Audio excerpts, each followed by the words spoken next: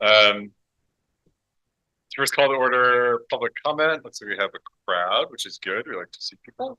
Um, so again, public comment is a way to provide public opportunity to give comment to the board. We do not respond in real time, but it's a very important part of our listening process. I think probably a lot of you are here. Talk louder. Okay. I'm going to turn the fan off because if you can't hear me, you probably can't hear me.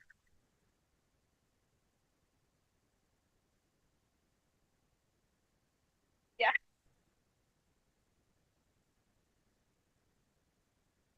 Kitchen. Okay. Thanks. Hear me better now? Kind of.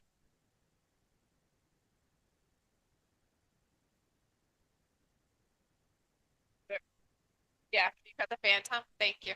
Yeah. If you want to scooch closer, you can as well. Tom's gonna cut it off. That one.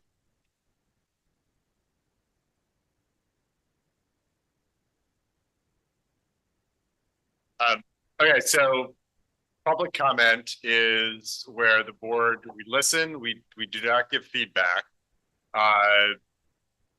It's a very important part of our decision-making process. And I know sometimes it can feel a little awkward for you to speak and for us not to answer, but that's the point of public comment is not back and forth. Wish we had mics because if we don't have to talk this way, no one can say anything. That first teachers. Um, I'm sure a lot of you here on the budget, we do have new information on the budget that will be shared next meeting or this meeting? This meeting. This meeting. My understanding is the information is good and we probably do not have to make any huge decisions this year. So I just want to put that out there, which is good because we don't like to make huge decisions in a rushed manner. How many people here want to speak? Because we have a certain number. I'm going to put a time. Okay. I'm going to give each person 1 minute to speak. I'm going to use a timer. I'm going to give you a 2 signal for 10 seconds and a 1 signal for 5. When you see the 10, please go to your conclusion. So that way, any points you want to wrap up with, that's your signal to get there. So I know 1 minute isn't a ton of time. Again, I think way to avoid that. If someone said something you want, you can just agree with them. You don't have to repeat it. But 1 minute is generally enough. And I won't cut you off right at 1 minute, but I will let you finish a sentence or two.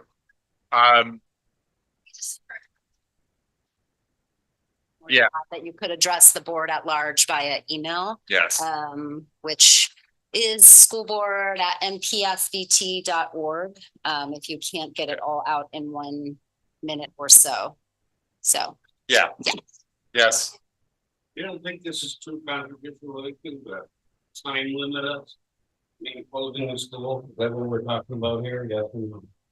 Well, as I just said, we do not have to make any major decisions this year. This is going to be a long conversation. We don't have to have it tonight. So I think if everyone gets a minute, we can make our point.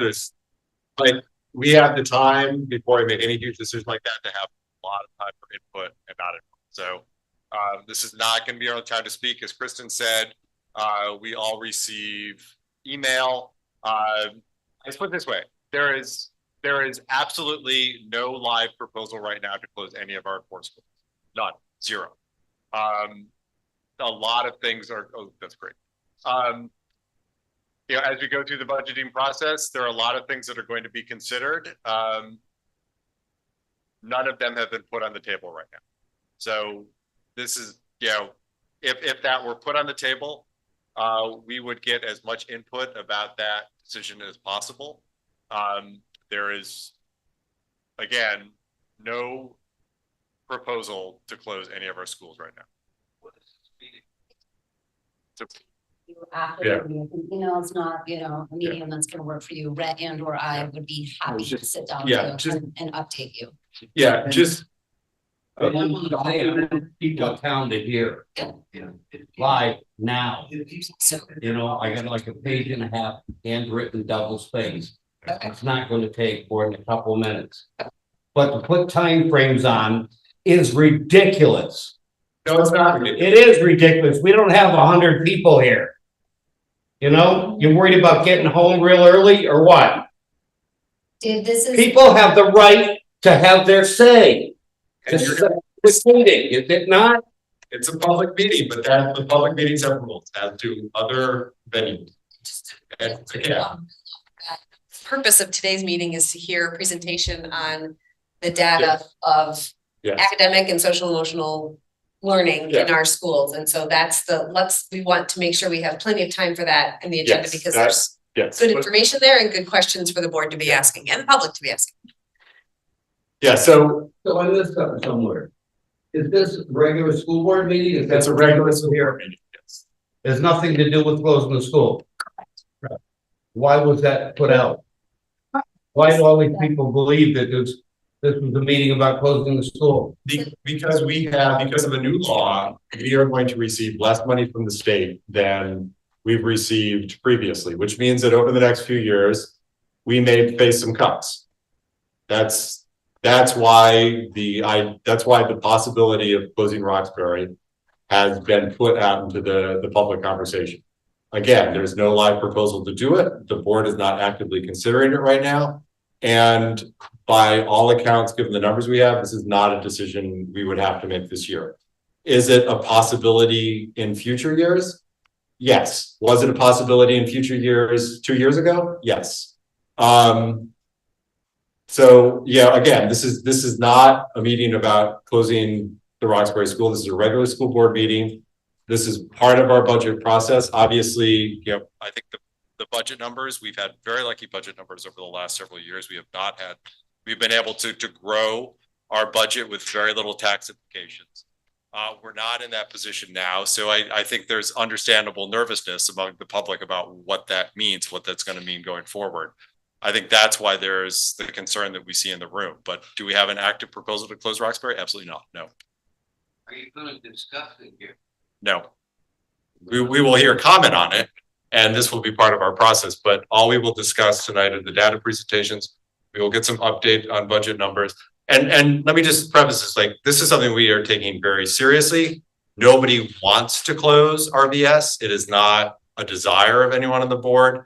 Again, it's not something we're actively considering, but we are going to be in a budget situation where we are going to have to consider likely cuts over the next 4 to 5 years. And is that a possibility? Yes, it's a lot of other programs are possibilities too.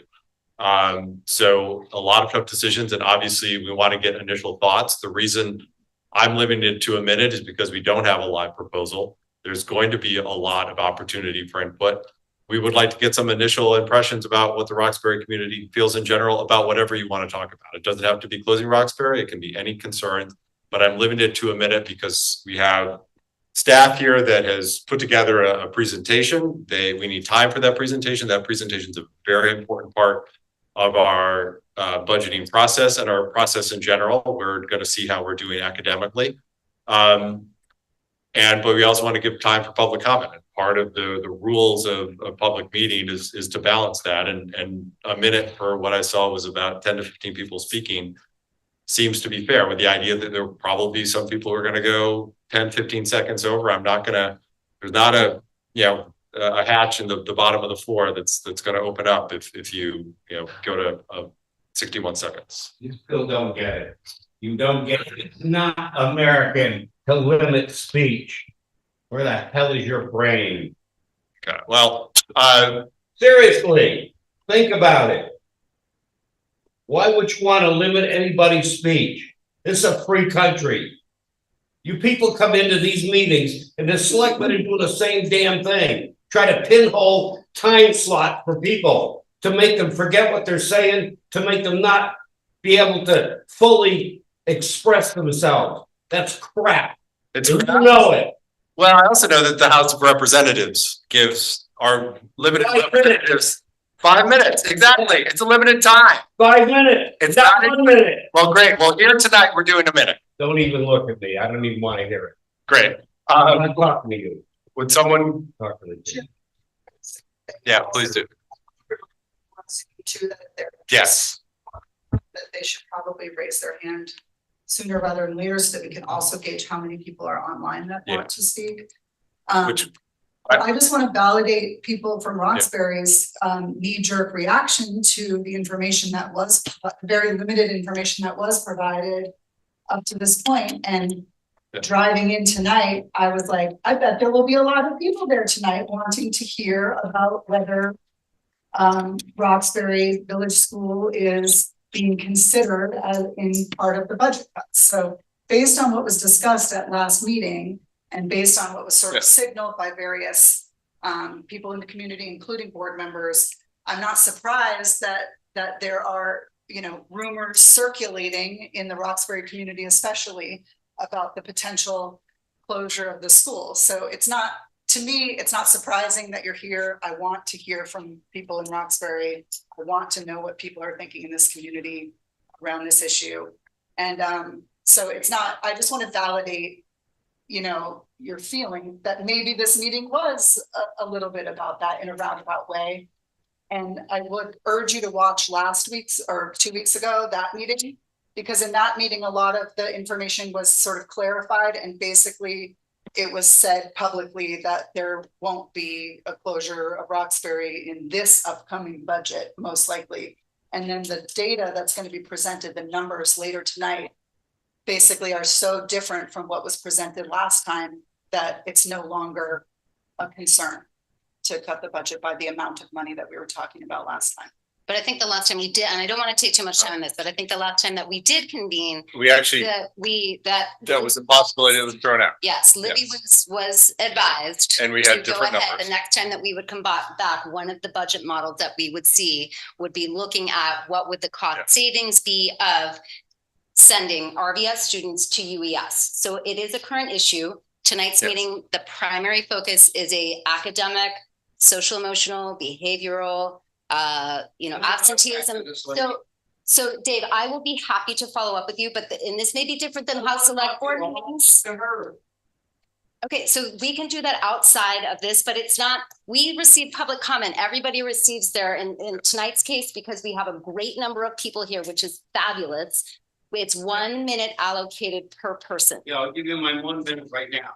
So I don't do the computer.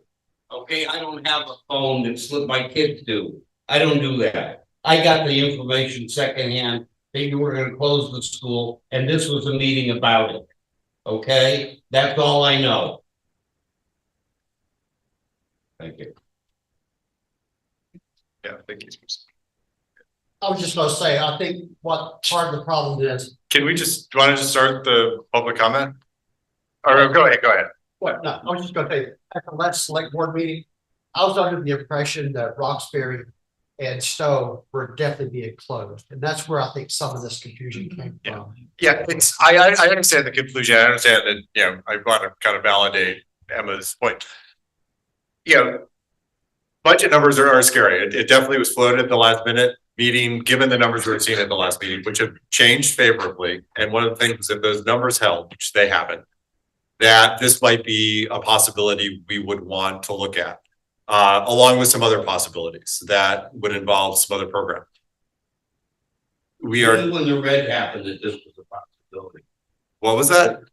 We knew when the red started, when the consolidation started, that it was a possibility that the school would close. So it looms over our head like the sword of Damocles. You get it?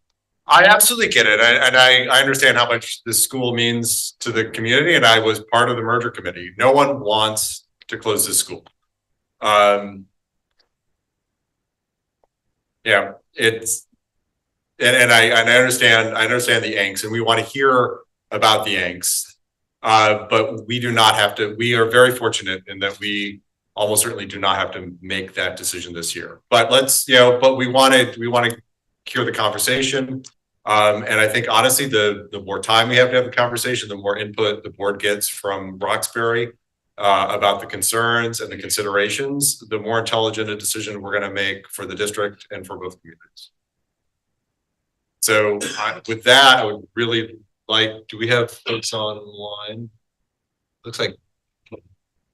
But I don't see any hands raised. Yeah, I don't see any raised hands. Oh, wait, yep, Lucinda Sullivan. Okay, It's so waving- it's either waving at us or raising your hand. okay.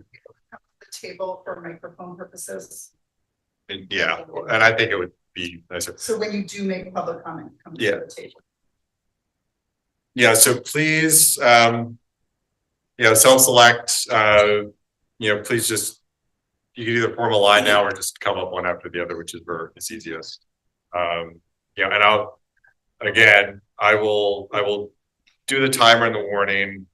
I'm not going to be a total stickler about it, but just to be fair to people and to make sure everyone gets heard and that the presentation we have. To be sure to state your name so that the woman who's taking Yeah, your name. my name is Jane Pinkett. I've lived in Roxbury for over 50 years. My children went up through the system into Northfield through 8th grade year. I just want to say I really appreciate that we're having a discussion about all this. I want to say that for all of these years, whether my kids have gone to school or not, the school has been like one of the heartbeats of our town, and we really, really want to keep it going. I'll do anything I can to do what's necessary to help keep the school going and being a vivid part of the town's life.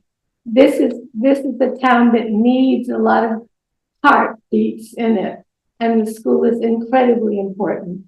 I've also been a teacher for 1 year in this school. I taught art, so and I am a teacher, so I speak as a former teacher. We've had some wonderful things happen in the school, and the school has offered a tremendous amount to the community and still does, and still can. And it really deserves your attention, your care, our care, and community support as much as possible. And I really appreciate the kinds of clarifications that you made tonight about what you're doing. So anyway, I thank you. And I hope this is going to be a continuing discussion between all of us. Great. So thank you. Thank you very much.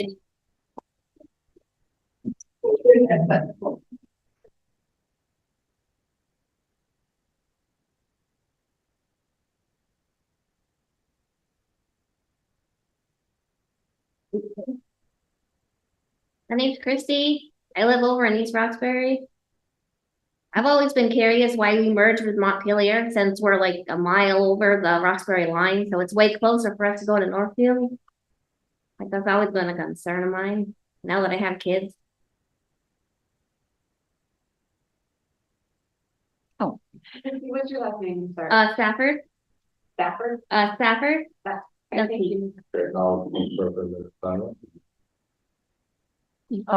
I'm her mother, and she went to Roxbury to 6th grade and then to Northfield. To me, it makes more sense to let the people choose. I don't see any reason why we need to ship the kids a half an hour to Montpelier. Because right now her daughter's in Williamstown, she didn't have a preschool. I don't see why we shouldn't have a choice not to send them to Montpelier. It's too long of a bus ride, expect a little kid to ride all the way over there. Andrea Stafford. Andrea Erno. Erno, E-R-N-O. Just for the Great. Anything else? You've got a couple seconds. And my other question is, if you wouldn't let us go to Northfield or Williamstown, how do you find out how much tuition would be to send them there instead of having them to go to Montpelier? I can't hear you. I'm sorry, you can email me, I can tell you that. I can't hear. Yeah, she can answer with an email. Her email is Libby, LIBBYB @mpsvt.org. Thank you. It's on the website too. Andrea, are your children in school now here?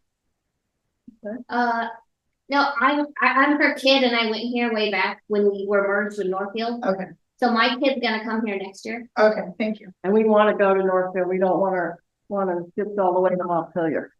I don't see the point of that. We live like 1 mile over the line. No.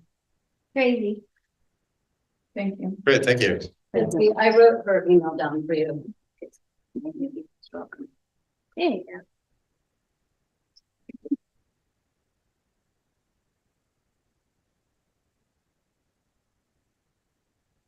Good. Again, please state your name for the camera. Hi, my name is Olga Sinkova and I attended fourth grade at the Roxbury Village School. That school year 2020-2021 was at the beginning of the pandemic. I just moved to Vermont and everything was very new and scary. Roxbury Village School was really important to me during that year. It was a school that taught me not only math and English, but also taught me the history of where I am now living. We went outdoors all the time and learned how to observe the nature around us. As the seasons changed, I really felt a new connection to Roxbury, its people and the natural world around us. I still notice and remember the early spring flowers that we learned about, and the tracks in the snow like the ones we identified on our routes with our teacher. Having that connection to the place where you live is really important. I think that connection happens when you're a kid. It gave me a sense of community and belonging. Roxbury Village School is down the mountain in the village from the streets where I live. It is close by and accessible. The school is the heart of Roxbury and it is a really important part of this community. Great, thanks so much. Thank you. Like a perfect minute too.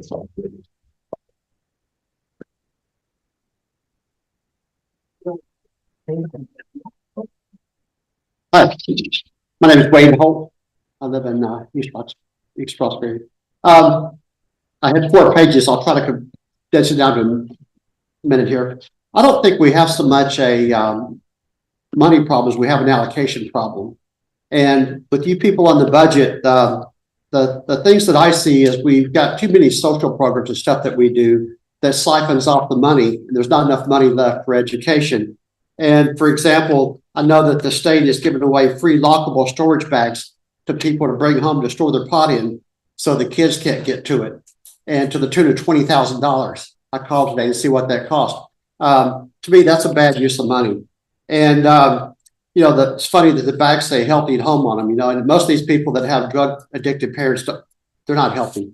The other thing is the money that we spend on Narcan and giving away free syringes and things like that to drug addicts. I think that's a waste of money because these people make a decision for that lifestyle. It's not up for us taxpayers to have to deal with that. And so, you know, if you're a diabetic, you've got to pay for your syringes. And if you're a drug addict, you get them for free. The other thing is that we've spent $455 million in the last 6 years on the homeless problem. And that money could be well allocated to the educational system instead of taking it away from y'all. They should give you some of that. There's, you know, the numbers of people go up every year. There's 10,275 people that have taken advantage of the homeless stuff over the last 6 years. If you divide that $455 million out, that's $44,000 a piece. Now, I think that money can be used in the educational system. So that's, I guess my minute is up. But you know, if you people are on the budget committee, y'all should try to fight for some of that money and just say, we need the money because we're watching out for our children. And we don't think you ought to be going for things like that. Yeah, excellent. Yeah, if you want to, you know, send your remarks either by email, or if you don't have that email, you can, you know, leave it with us or leave it with Kristen. Yeah. Good. Thank you. Thank I was Sullivan online. Is anyone else in the room? Yes. Thought I saw someone answer that.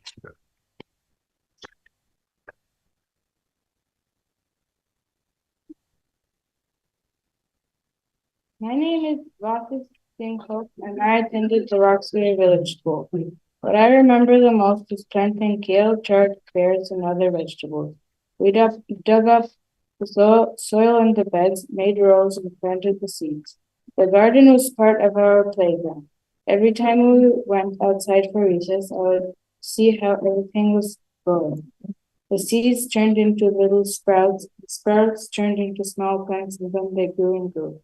At the end of our school year, each kid received a box with vegetables that we grew and the recipe for soup. I brought my box home and helped my parents make the soup. The soup was really tasty. Watching vegetables grow and then making food with those vegetables was really new to me. It also made me wonder if I could grow something as well. Roxbury Village School taught me that farming is not something that happens in California. It can happen here in Roxbury as well. This year I helped my parents build a greenhouse. Despite the rainy summer, I grew lots of cucumbers and tomatoes. Great, thank you so much.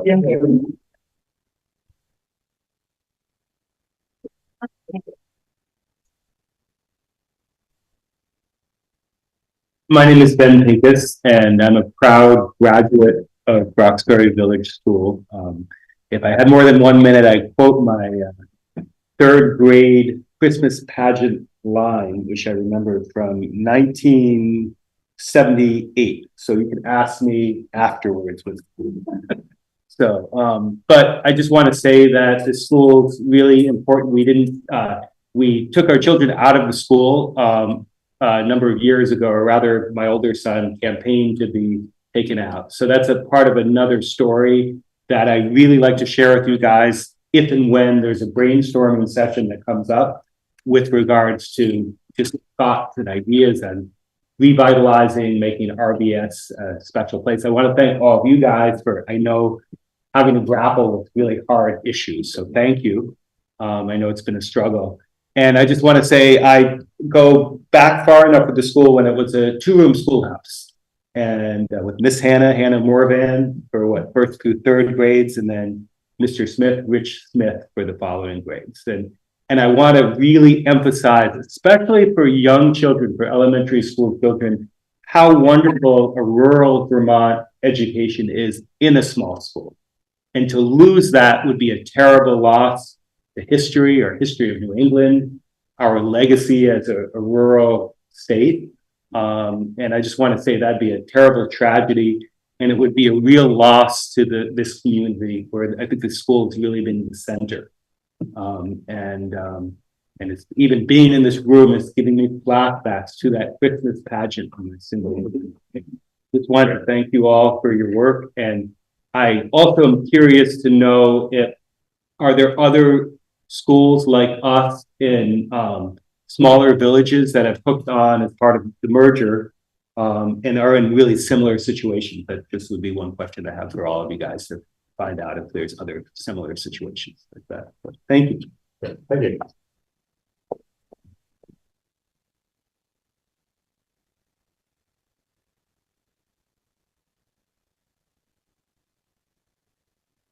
Hello, I'm Dottie Goycray, and I was a teacher here in the school for 8 years. So I have very fond feelings about the school and what it accomplishes in our community. But I wanted to put down in writing something that's short and gives you an idea of what it would mean if the school were not here. Just to put into your planning and thinking. Without our school, no happy sounds of kids on the playground, no parents chatting as they drop off their kids in the morning, only parents who work outside Roxbury rushing home to meet the bus in time because there's no after school. No rhythm of learning in Roxbury for all to feel each day. No pride in community. It will disappear without our school. Preschoolers no longer imagine themselves old enough to go to preschool next year. There's no preschool for them when no early childhood teacher was hired for the little ones, and the school is abandoned as a place of learning. How sad for all the little ones who lost their chance to learn here because of a dispute over dollars and cents in a budget.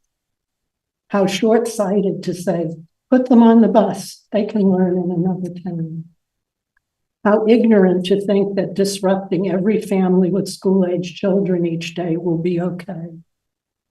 This is not the answer to leave Roxbury Village without this symbol of learning and pride. To thoughtlessly deny the damage it will do to our effort to revitalize Roxbury. No responsible adult would make this choice for our community by reducing possibilities for our future and by ignoring the pride we have in our village's history. And who will plant and tend the raised gardens that students built and tended when the village school is ended? Please do not leave us without our school. Thank you. Anyone else in the room? Yeah.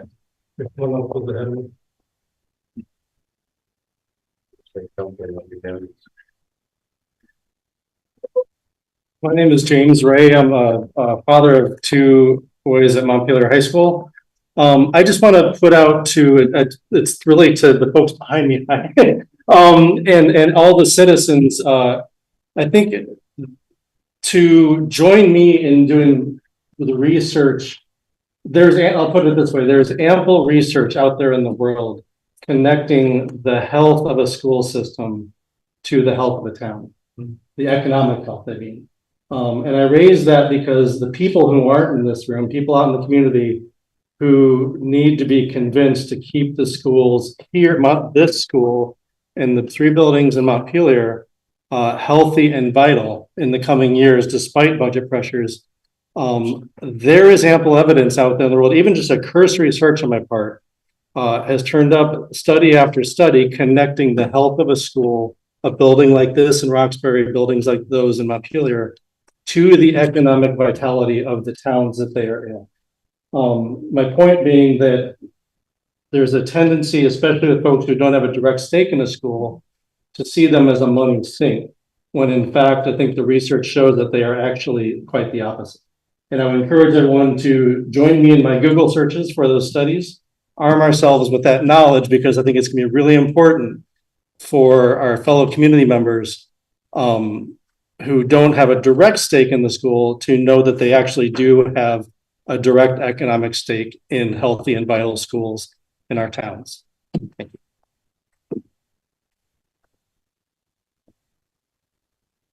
Anyone else in the room or?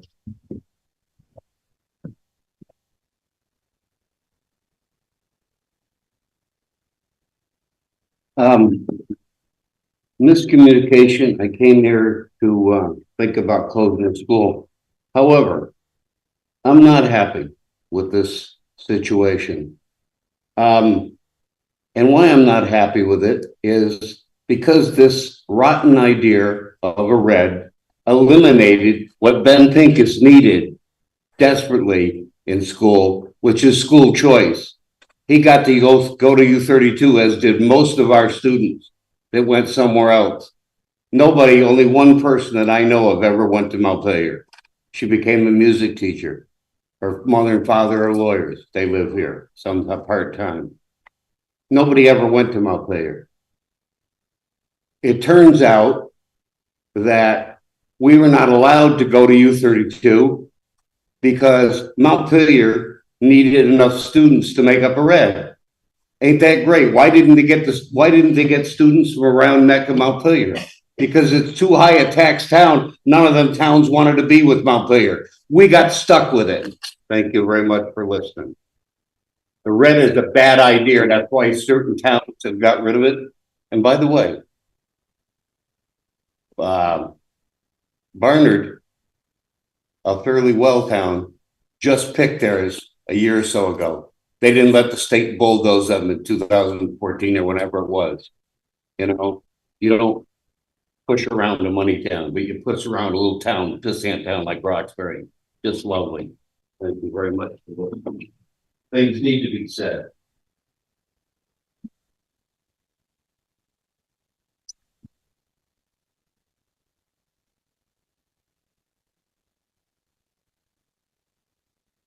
Hello, thank you for being here. My name is Arthur Smith. For 15 years, I was an education law attorney. and I represented kids from the ages of 3 to 21. And primarily what I was focusing on would be out-of-district placements, the most expensive items typically in the budget, ranging around $300,000 a year per student. So really tracking down what brings a student to a situation where they feel so alienated and so unable to benefit from their school, local school. And typically what I found was a long process of not being able to connect with peers, not being able to be a part of the community. And why I'm mentioning all of this now, as I was talking with my niece, she is finishing her doctorate at Stanford. I said, it's really curious the situation we're in. It's really difficult for our school to be able to find the individuals they need to staff it. And it's hard to bring specialists in. But somehow the disconnect seems to be ever present, that we're losing out. And she said, there's a body of literature that you probably should look at. It's called Mattering. And it's really the idea of self-concept. And I don't know this literature, but I started reading it and thinking about it tonight.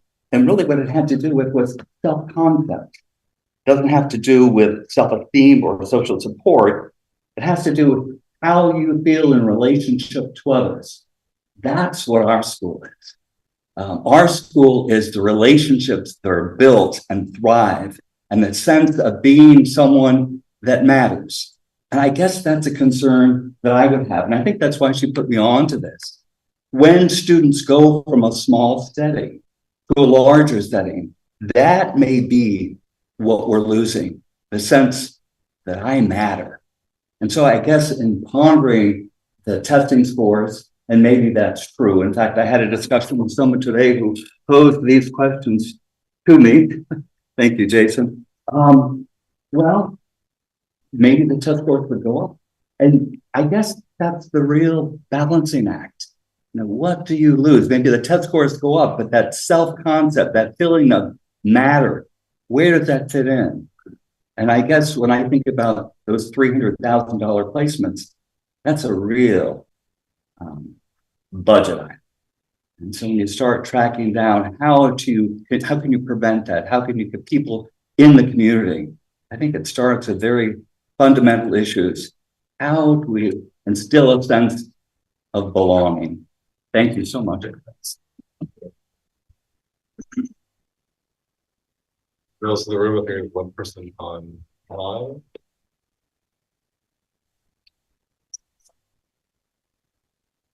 Yes. I'm not sure if it still happens, but I think Granville and Hancock closed their schools. And I think everybody goes to Rochester or something, I'm not sure. But I think maybe you ought to just see how it goes down there as a piece of information before you even think about closing the school. Thank you. Okay.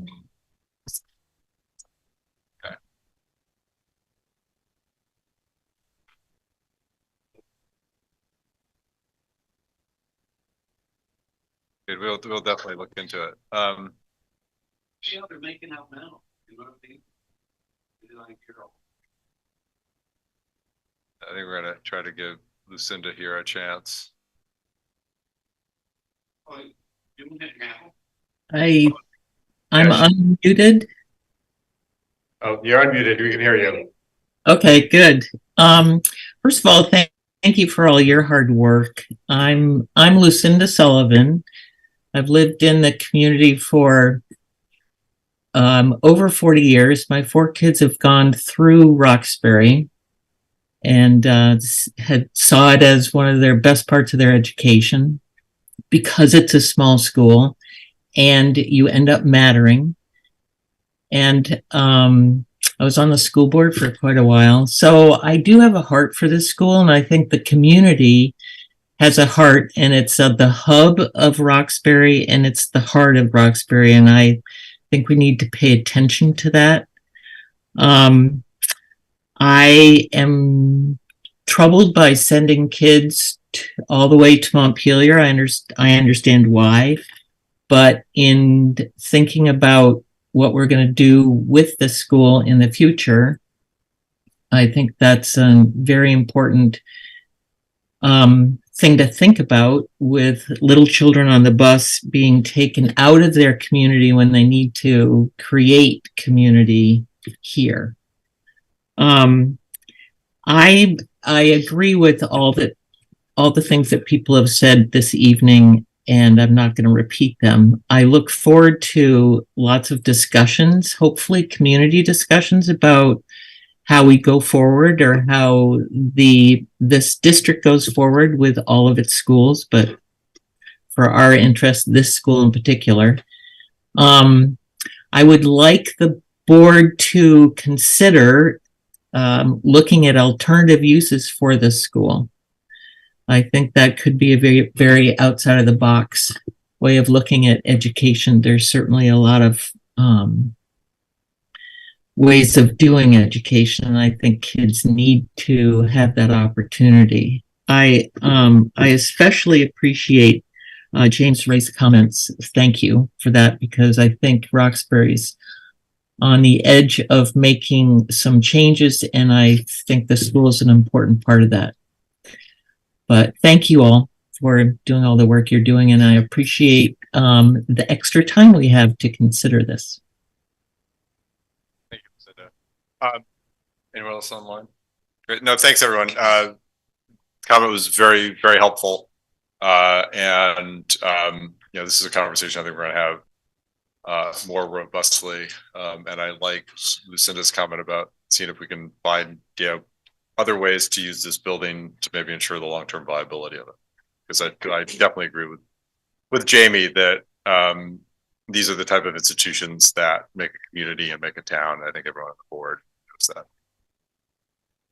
that. So next on the item is our consent agenda. Do I have a motion to approve the consent agenda? Do I hear yes? I move we approve the consent. Do I have a second? Second. Any discussion or questions? I just have a couple of questions. Libby, in your superintendent report, you mentioned you're anticipating something at the legislative level around literacy. Could you say a couple more sentences about that, or is it still? I'm anticipating the people who are actively working to ensure a certain type of reading or a certain type of instruction to be in all schools legislated will come back. Okay. That's what I mean. And then there was the district's local assessment plan is linked in the, I know this is not from the consent agenda, but it's a request that seems to fit better here. Linked in the fall data report. And I'm just curious to know where folks could find the local assessment plan on our website, because I didn't know where it was. Okay, great. I guess that makes sense. Thank you. Under my department. The curriculum department and then assessment. Curriculum and then assessment. Okay. Thank you. Any further questions? All those in favor? Aye. Any opposed? We have student presentation on. I just feel like sometimes at board meetings, when lots of people come who don't regularly attend board meetings, that it might be worth explaining sort of what the trajectory of the meeting is, and they can make a decision of whether they want to stay for the rest of the meeting or not. You know what I mean? Yeah, no, Sometimes there's like sort of an awkward moment where it's like, when do we leave? Is there anything going to be discussed? That sort of thing. We are largely discussing the data on academic performance for the remainder of the evening. Libby will, I think, say a few words updating the budget, which I think you caught the gist of, which is we've gotten different numbers from the state, which means that we do not have to make cuts that we anticipated making this year. It does not mean that we are out of the bag for the next 4 or 5 years, but this year we do not have to make any drastic or draconian cuts, and we can pretty much, I think, have a level budget and delay harder choices till next year when we have a good year to have conversations about where those choices might be made, and some of those choices might be we just all live with much higher taxes. So if you're interested in the data presentation, please stick around. If you want to see how the board meeting goes, please stick around. If you want to do other things with your evening, this is probably a good time to leave if you're so inclined, but everyone is welcome to stay. Act 127 budget Update, but yes. it's not substantial. It's not, I mean, that's pretty much the gist of it, is that we are able to use numbers that keep us within. I want to be respectful to everybody's time because Yeah. we have a lot of staff people that are here that don't live in this Yes. community and have long drives home. Yeah. And then we have people that came to Yeah. be a part of the community or part of the Yeah. meeting. So I just wonder if it makes sense to you basically just did that flip flop the agenda. Looks like most people.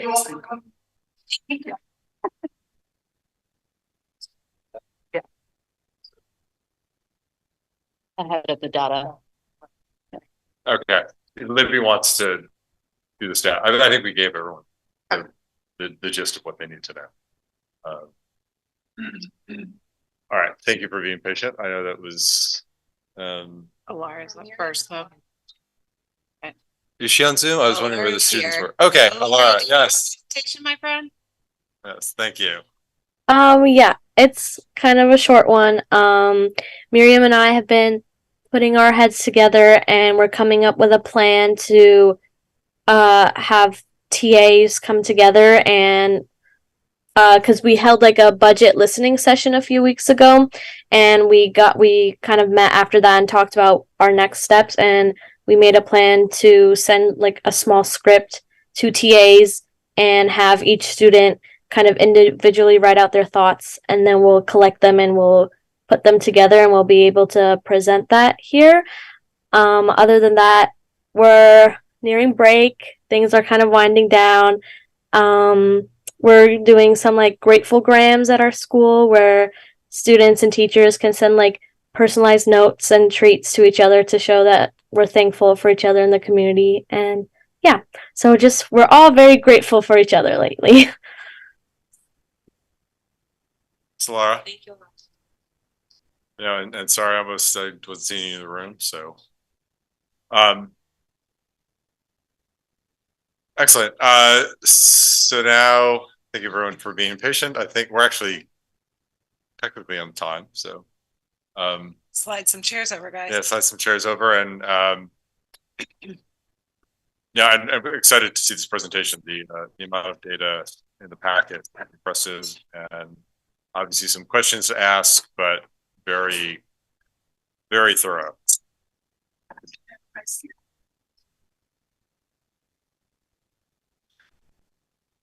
Might have missed public.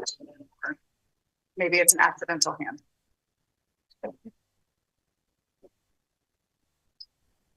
I just have one question.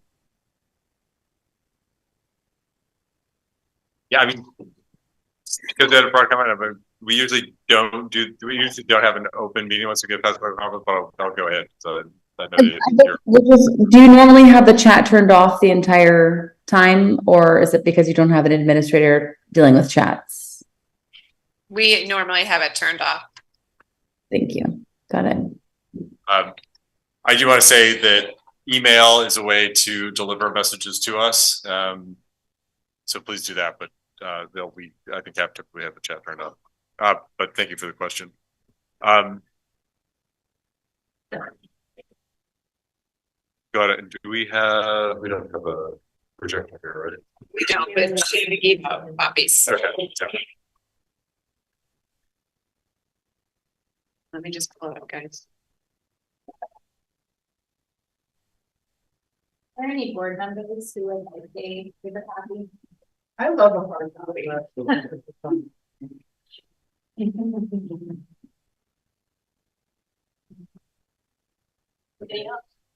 you.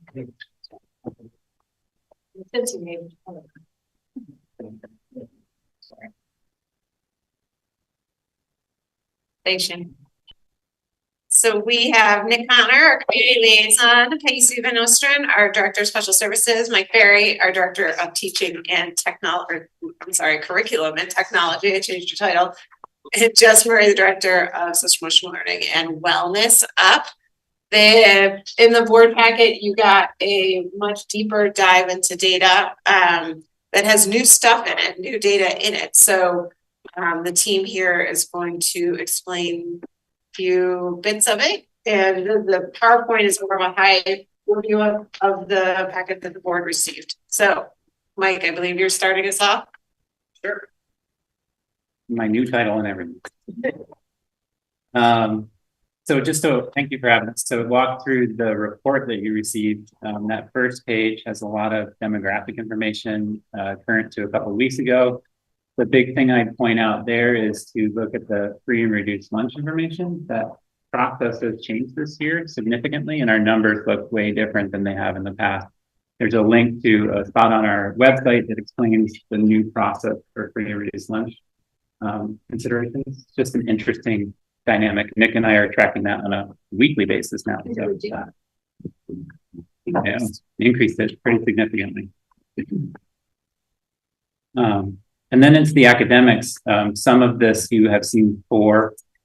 Just to walk through what we have in here, we have PPCAP is currently embargoed until the AOE releases those results formally. We've heard estimates of December. I wouldn't be surprised if that was a little bit later than that. That's what we know right now. And then we have some information about Renaissance Star that you can see in there, and I'm sure we'll have time for some questions about those considerations. What I really wanted to share was some of the new information in here. What we wanted to do for the board and the community tonight was be able to show some of the diagnostic level assessments that we use to really tailor instruction, intervention, and support for students. And so you can see a lot of those things that are new to our district this year and really implementing with fidelity. One of those being a running record assessment that really tells us about students' word recognition, fluency, and comprehension. And we're working on understanding where our students are at in their reading progressions and what levels they are at. It's really great information for us. There's a really fancy chart that I'm quite proud of for the Words Their Way spelling inventory. And just to give a little context, the names at the top of that chart, letter name within word patterns, syllables and affixes, derivational relation, that's a progression of learning for students from beginning to end in terms of spelling. And the highlighted sections are the end of year expected results. So you can get a sense of what we saw this fall. The really great thing with this assessment for teachers is that it gives them a really immediate sense of where their students are at and how to tailor instruction and supports. And that's really the power of these diagnostic assessments, is that we get really great information about our students very quickly, and we're able to act on it immediately. So it's pretty exciting. And then you see some math foundational skills assessments. We currently give these to grades 5 through 9, although we're working on some ideas for elementary as well. Each one of these skills that you see is representative of one question on a skills quiz. So this isn't a super deep, this is how our math programming is going. This is another tool that our teachers use to get a quick dipstick into how the class is and how individual students are showing up. And so we use this for our planning. We use this for SST groups at the middle school. We use it for intervention planning. And it's just a great way for us to use diagnostic information to really serve and support students. So we're very excited about that. But this is one of the things, back to the presentation, that was big for us. We have a new local assessment plan that's really connected and vertically aligned, and we put it into motion this fall, and we learned a lot from that process. We're going to change things up in the winter administration to make things a little bit smoother, but it was a great move for us as a district to be able to align across the schools and across the grade levels, and to really start to have those supported conversations with classroom teachers and students around what are the needs and how can we support students in their learning. So it's very exciting. And we want to continue to improve upon that. Each time we do it, we learn a little bit more about how to be more efficient, how to collect the data, how to gather the data, how to share the data. So we want to continue to iterate upon that. We also really want to find another math diagnostic in K through 12. We're For math, we have Renaissance Star, the screener that gives us screening information about students. And then we have the skills assessment, which gives us a quick look at students' mathematical skills. We need something in the middle a little bit with a little bit more depth. So we're looking into some assessments that we can do K through 12 that give us that more understanding of the mathematical thinker for our students. So that's a big focus for us this year in terms of our local assessment plan. This has a presentation, but I think Yep. Jane has a question. I'm also wondering how you want us to give questions. You want us to have questions to go on, or do you want us to kind of wait for a little time when you kind of? I think for me, if I can just go through kind of the updates on the slide and then questions for me, and then we can move to. Okay. You know, I know you probably have hundreds of questions for Nick, so I want to make sure I get. Yeah. Okay. Perfect. We'll do that. Okay. Another big thing for us this year was the implementation of Panorama across all schools, which has been really amazing in so many ways. And that impacts all of us in all of our roles. So we've been working with classroom teachers, we've been working with principals, and we've all been learning from Panorama, but the immediate thing that we see right away is just this incredible access to our students' information for our teachers. It's been pretty incredible. One of the other things in areas of growth that we're looking at, I didn't mean to use growth there, but we want to find data to accurately measure growth and the impact of the work that we're doing. On the slide, there's an example of a new feature in Renaissance Star. And just to be clear, the reason that I put this on here was to show that there's a new feature in Renaissance Star and that we are actively looking for ways to measure growth. This one, we don't know enough about to be able to say this is the best measure of growth in terms of using this. However, Julie Conrad, the middle school principal, also has a little bit of a math brain, just in case you didn't know. And she's been looking at different ways to measure growth as well. So we're working as an administrative team to understand how can we look at growth and measure growth in an efficient way and an accessible way. So that's a big focus for us this year as well. And then a big win for us at the end of last year was we updated our reporting measures and proficiency scales in literacy and mathematics, K through 12. That's all on our website as well. That was significant work, and that lends to our ability to respond to student needs, to report out to parents and families and students on their learning, to continue to align our curriculum K through 12. It was a big thing. It was a big geeky thing in my world that we're quite happy with and continue to grow from. That's my list. Okay. Thanks. Questions for Mike? Yeah, my question is basically like how are you using this data? Like when I see these are tests that are given to get these results, like I think, you know, how does this compare to other school districts? I think about how does this compare to our school district in prior years? Is that how you guys are using this stuff too, or is this not how you are using it? I think there are certain assessments that speak to that. So VP CAP would be an example where we get comparative data to other districts in the state. We just can't talk about it yet. It's super secret. And so when that comes out, we do get some good information about how we're comparing. And sometimes even nationally, like with EdFact, we were able to look nationally and see certain trends and things like that. Renaissance Star has some components of comparative data that we can do with state and national benchmarks. It has not been super helpful for us to do that yet. And I think now that the state has changed up the tests that we're using, so Renaissance Star used EdFact as a point frame of reference for our national comparison. And however, that's not the assessment we're using now. So I don't know how that tool is going to work to help us really understand anything within Renaissance Stars in terms of national comparison. But locally, the way that we use these is as part of our collaborative team structure and our guiding coalitions and our PLCs.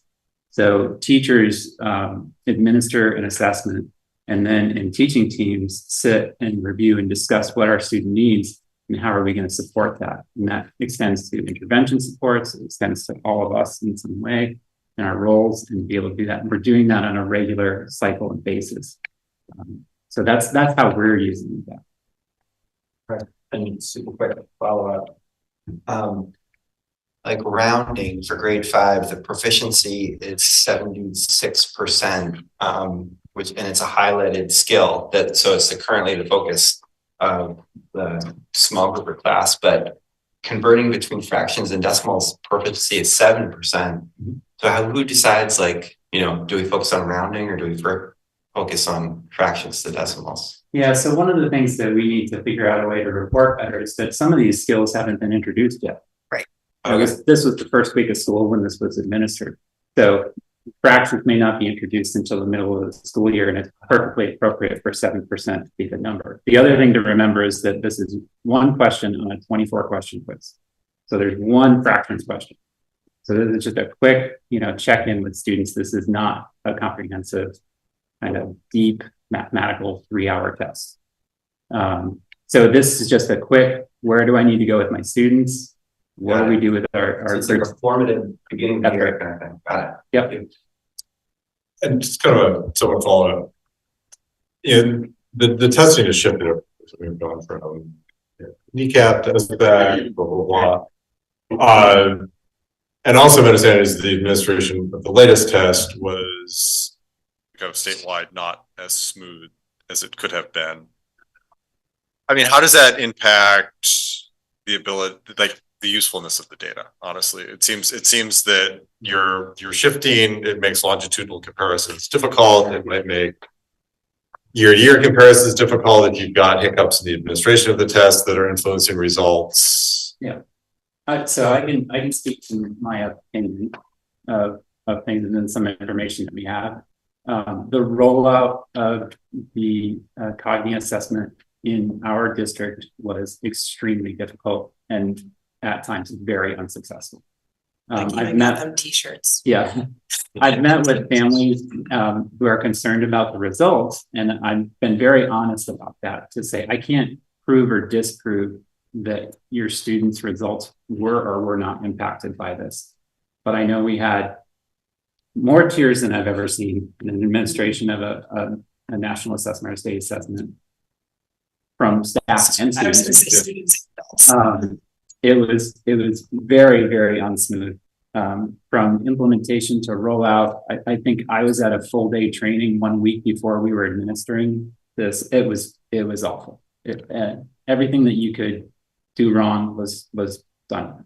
So they are doing a study to see the comparative alignment between SBAC and Cognia. I don't know what that will give us. I think that the sense is like, are the scores in Cognia aligned with what we're used to in SBAC, and that will help us understand it more. We still don't have release tasks from the state, which is basically a way for us to look at what the assessment looked at, to see what the questions are, see what the types of questions are, to see which questions students got wrong. We don't have access to that.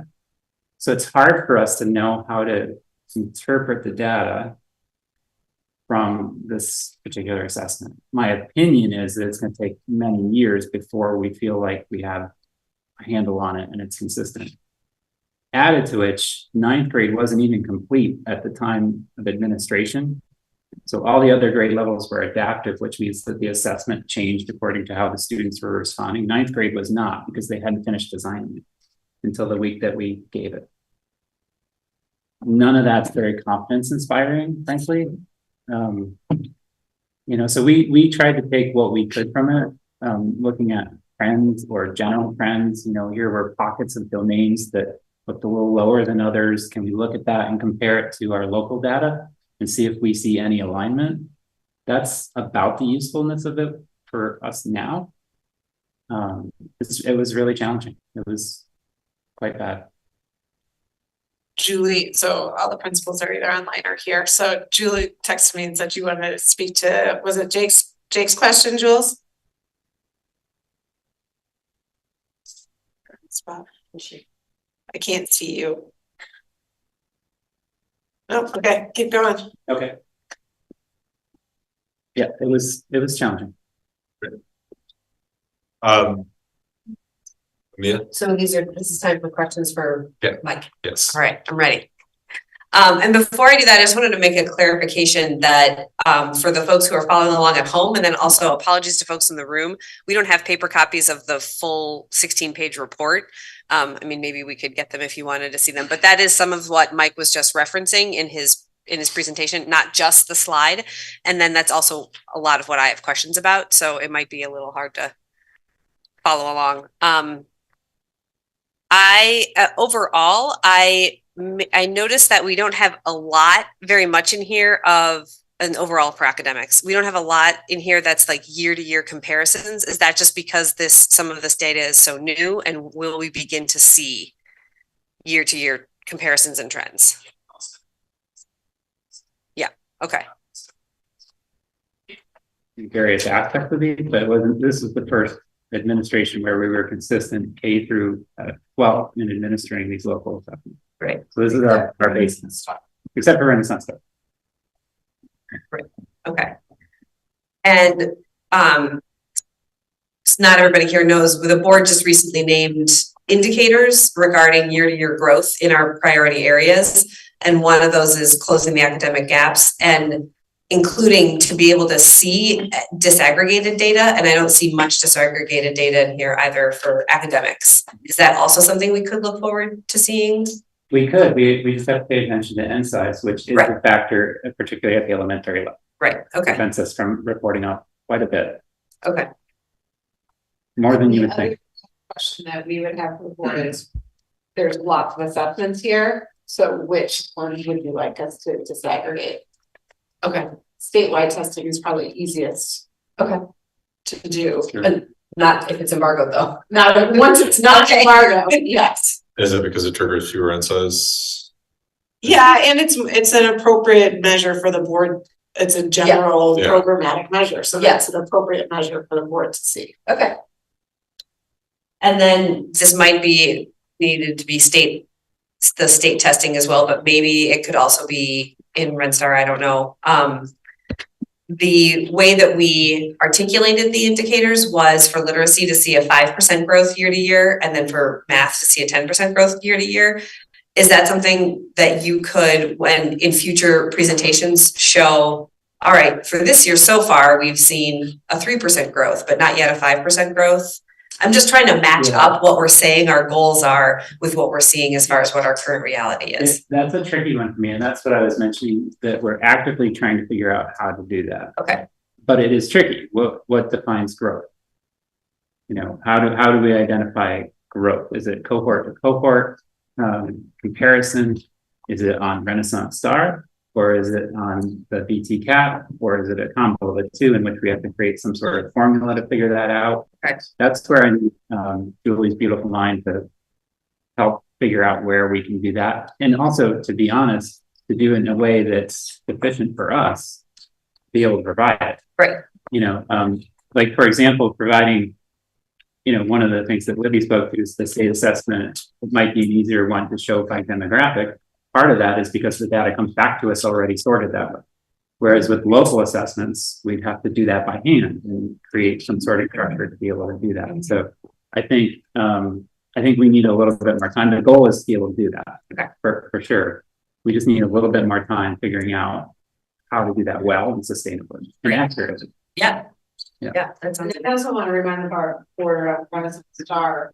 The analogy or metaphor I've been using lately is that it's like when the school nurse gives the eye exam at school, right? The eye screener, that she doesn't immediately, if Jake fails it, give him glasses. She sends him to a doctor to get more diagnostics, right? So that's the level of the RenStar. It's way big and broad. And so that number is why that idea of what a screener is meant for is not to show anything, like doesn't compare it between cohorts and all that kind of stuff because it's so big and broad. It's meant to say, hey, this kid needs more. We need to look at this kid closer through other diagnostics. Yeah. Okay. I remember the screening for lice. I'll stay with that. Yeah, I think I think that. I actually don't do that screening. So then I'm curious about a few of the specific things. There the numbers at Roxbury Village School on proficiency for reading and math, and maybe this is because it's so big and broad, are not great. Can you speak to why? Can you tell me which part? Yeah. I think I am looking at RenStar. Is it the early literacy assessment or the? No, the reading.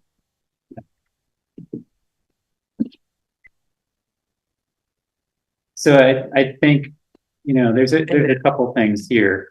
One is that the population is significantly less. So one student score makes a bigger percentage swing on this assessment for this. Keeping in mind that for kindergarten and first grade didn't take it in the fall. First grade took the early literacy. So they're not counted in the reading assessment. So it's really second, third, and fourth. And that's very few students that we're talking about. So I think that that's a contributing factor. Okay. But I know that Shannon and her team have been really working on focus on literacy, along with all the work that we're doing as a district to be able to work on that. So we're doing the work. And also in the foundational, I know that I saw a lot of like kind of abysmal score that you might have answered this, are where it's broken down into skills. And is that cause for alarm, or is that just that, you know, averages were not taught in 5th grade by the time Yeah, so we reviewed these, and Julie can pop in here too, I think, but we reviewed these with Amy Kimball, who is one of our amazing instructional coaches. And there weren't any real surprises to us in terms of this, but what did come out, you know, I think an actionable thing that we saw from this were some vertical alignment components that we want to consider a little bit more. So this is the first year that we did the 9th grade foundational skills assessment, because we wanted to see that transition from 8th to 9th grade and see what was happening there. So we immediately saw some things in there about prime factorization that I can't tell you anything about. But that there was this disconnect that we need to really go back and take a look at what are we doing in 8th grade and to 9th grade to be able to do that. And we were able to see that from this quick assessment. But there was nothing on here that didn't really align with our order of introduction of skills or strategies. It was all kind of where we expected to see students. The real power in the foundational skills assessment is that when a classroom teacher gets the list of all their students, they can look across at an individual student and see which skills that student is lower in or higher in, and be able to really programmatically think about how to support that student or group of students. And then they can also look down the skill column and see where their class as a whole is in that experience. And so we do have some teachers that give foundational skills a couple times, like just to get that constant check-in about where their kids are and be able to respond to that. At a minimum, we're doing it 3 times a year to be able to do that. So we're coming up on our winter administration in about 2 weeks after the break. And we're really excited to see where students have come from this fall data that you're seeing right now to the winter. We're expecting some big bumps. So the kids will take the same assessment in winter. So this really is it's a pre-test for the year.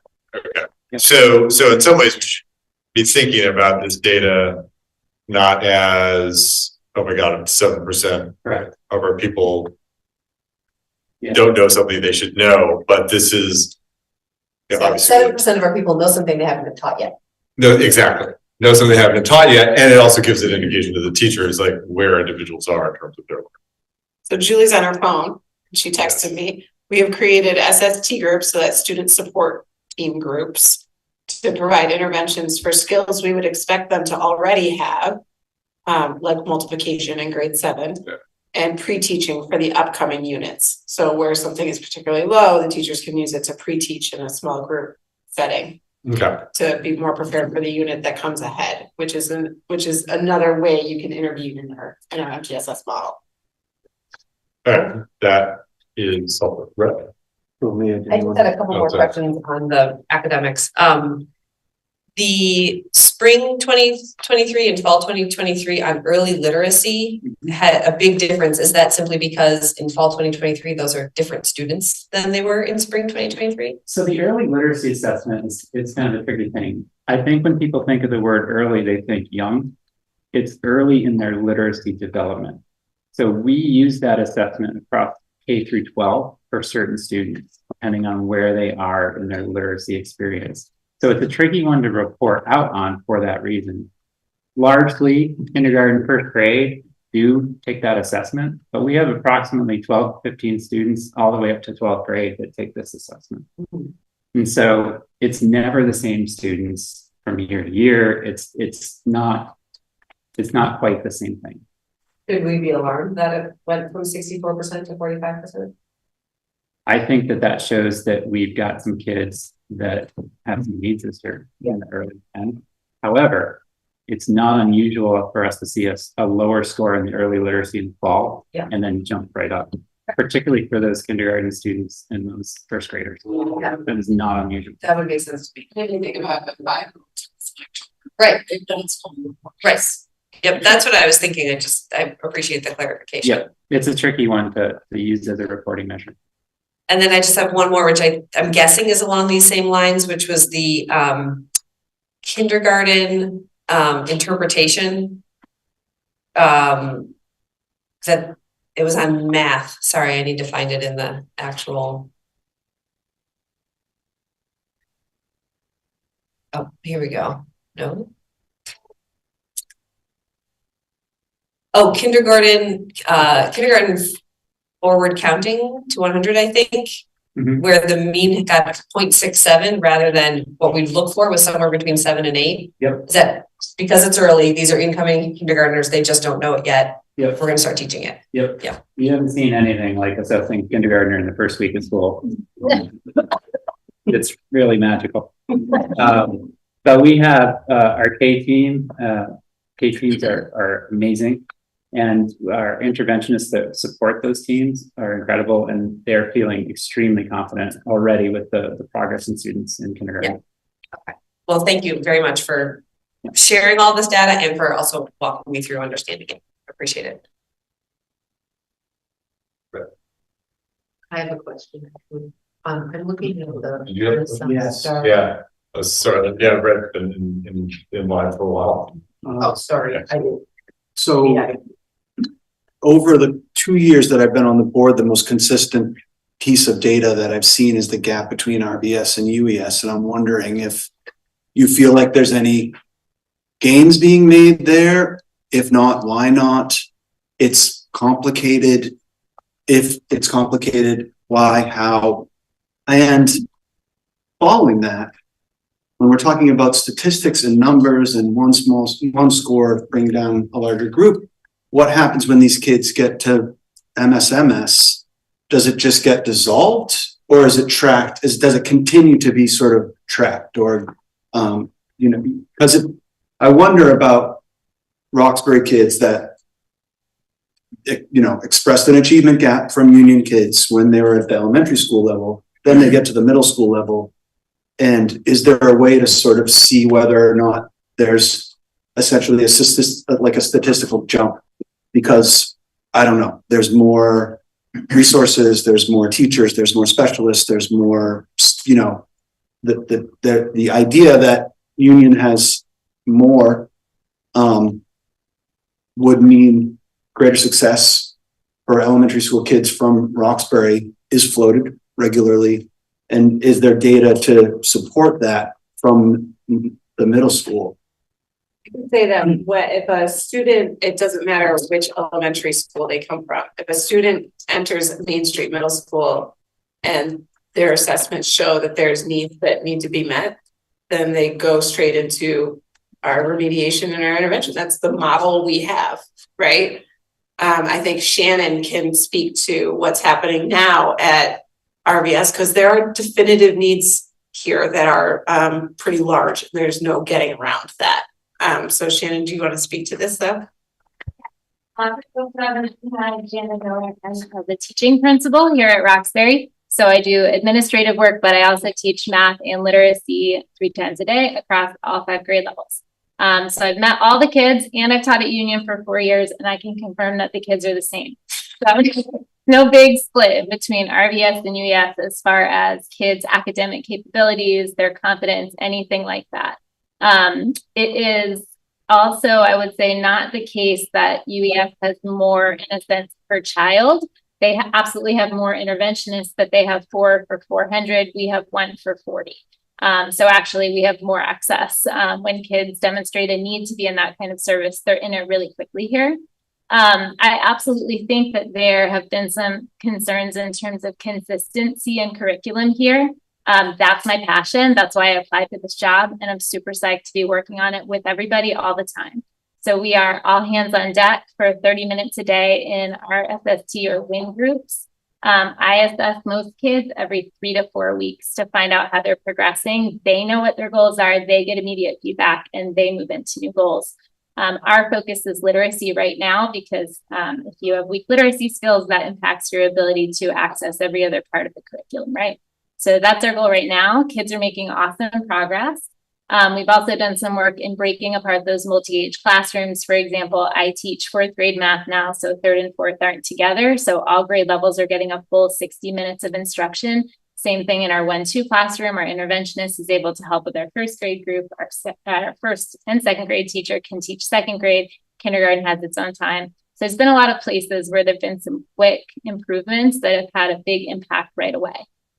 So I am really looking forward to seeing this winter data too, just to see how much has changed. And I just love seeing the cultural shifts around too, especially with how much kids are reading, talking about reading, and asking me for flashcards off the bus for multiplication facts. So I think it's been all great changes right away. And these are great kids, and they're showing a lot of progress and a lot of energy around their own improvement.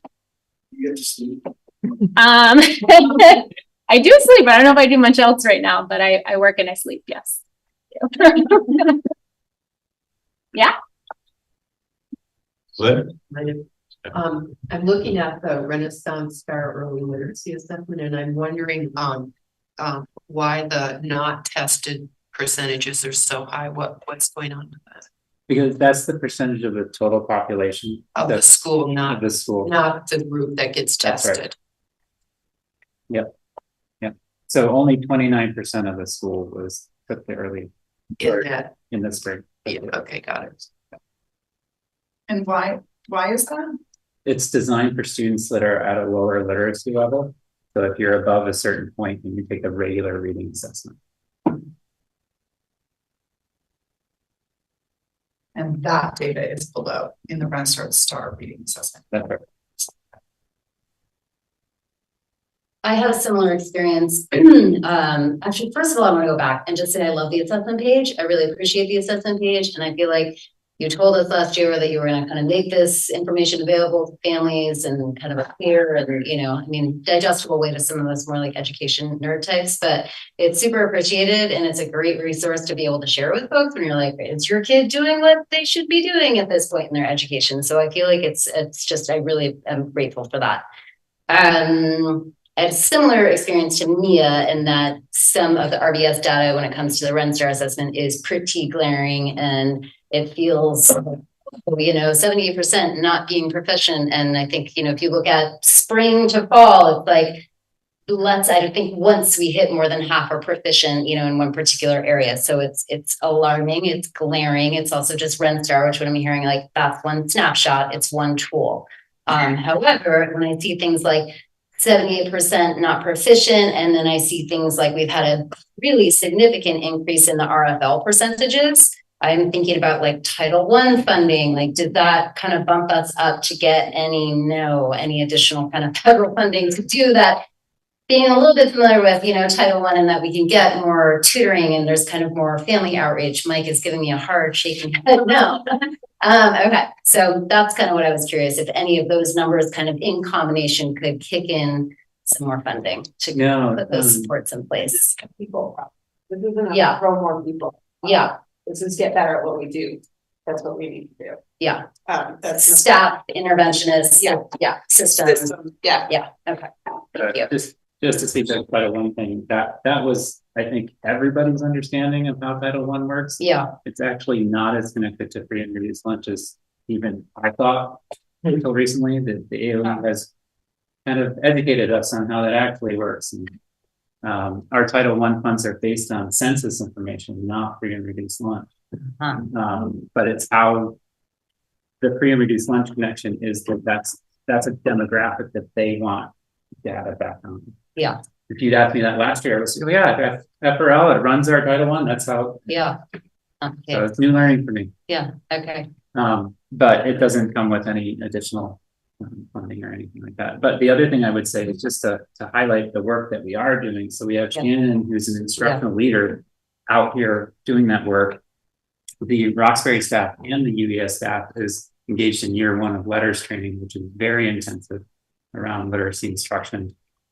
We have new resources for literacy instruction across the district. We have all of these things that are happening across both schools, and it's the work that needs to be done. So. And so like when our teachers are in these teacher training programs, like, does that mean they're implementing this year, or is they're kind of getting their chops, you know, developed and they'll bring it in at the end of this year or next year, or is like, it's all kind of happening at once, like it's all kind of happening. designing, building, flying plane. Yeah. Okay. Yep. Okay. I was in a kindergarten classroom a couple weeks ago with Katie, and we were watching a masterful kindergarten teacher work with new learning from the letters training, and she's talking, she's like, okay, I'm figuring this out too. Like she's just playing around with the ideas and working through a different way of teaching the kids. And she was very upfront with them about like, I'm learning how to do this, so let's do it together. It was awesome. It was goosebump worthy. Cool. Yeah. I would ask that too, that these are curriculums that we are in there in place, and people are using them as far as foundations. Integrity letters is sort of the background on how to implement that well. So it's like a backup. I can extend now, I can explain this better, but it's not like a brand new thing I'm going to take to my class tomorrow. We're already teaching it. This is just how to teach it better and with more background knowledge. My other question was, how are we leveraging our teaching? Hear that, so thank you. Yeah.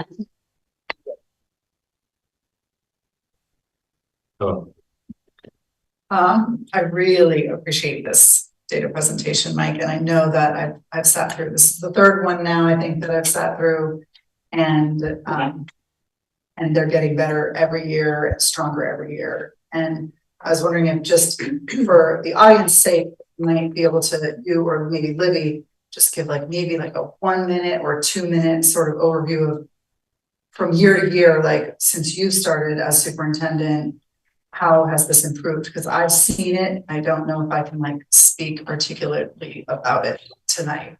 Just wondering if you can sort of get your own. When Mike and I started, there were assessments that were given. Nothing was formalized. So nothing was written on paper to say, this is the window, you're going to do it now. The scores were kept in random Google Docs. So only certain people had access to it. Mike and I were not those people. So we couldn't easily put our fingers on data and how we were doing. We had no social emotional learning data.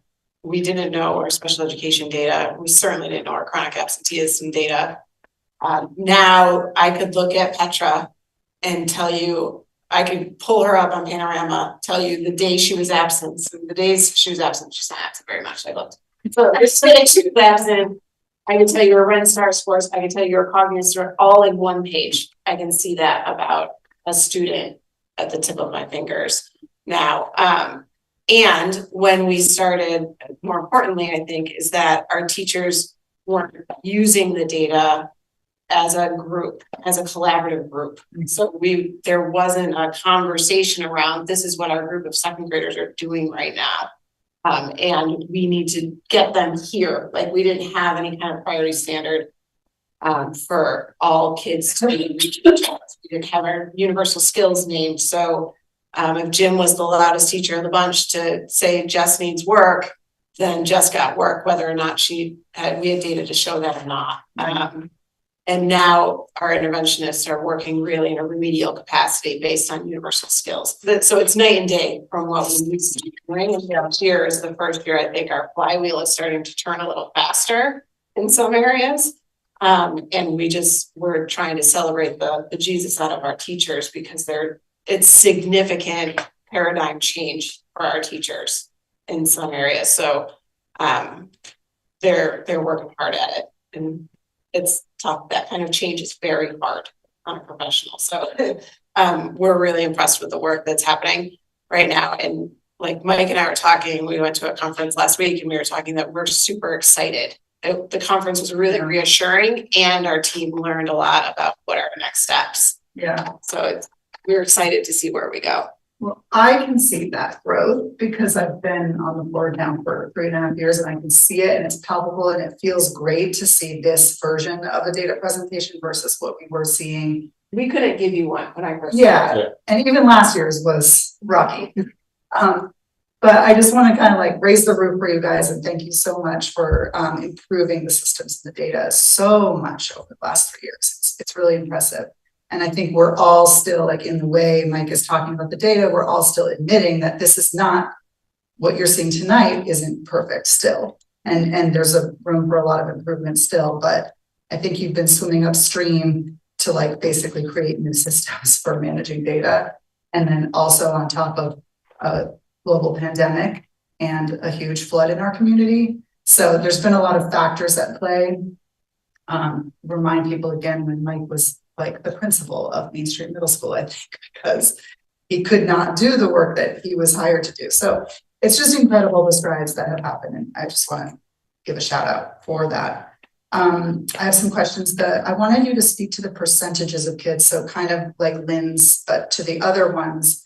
So not the early literacy one, but like when I'm looking at the Renaissance Star reading and the Renaissance Star math, I'm seeing a pretty broad spectrum of like, sometimes it's 96% of kids are tested and sometimes it's only 46. Can you just speak to that? Sure. So it's the same with the early literacy. So the students that take the early literacy don't take the reading.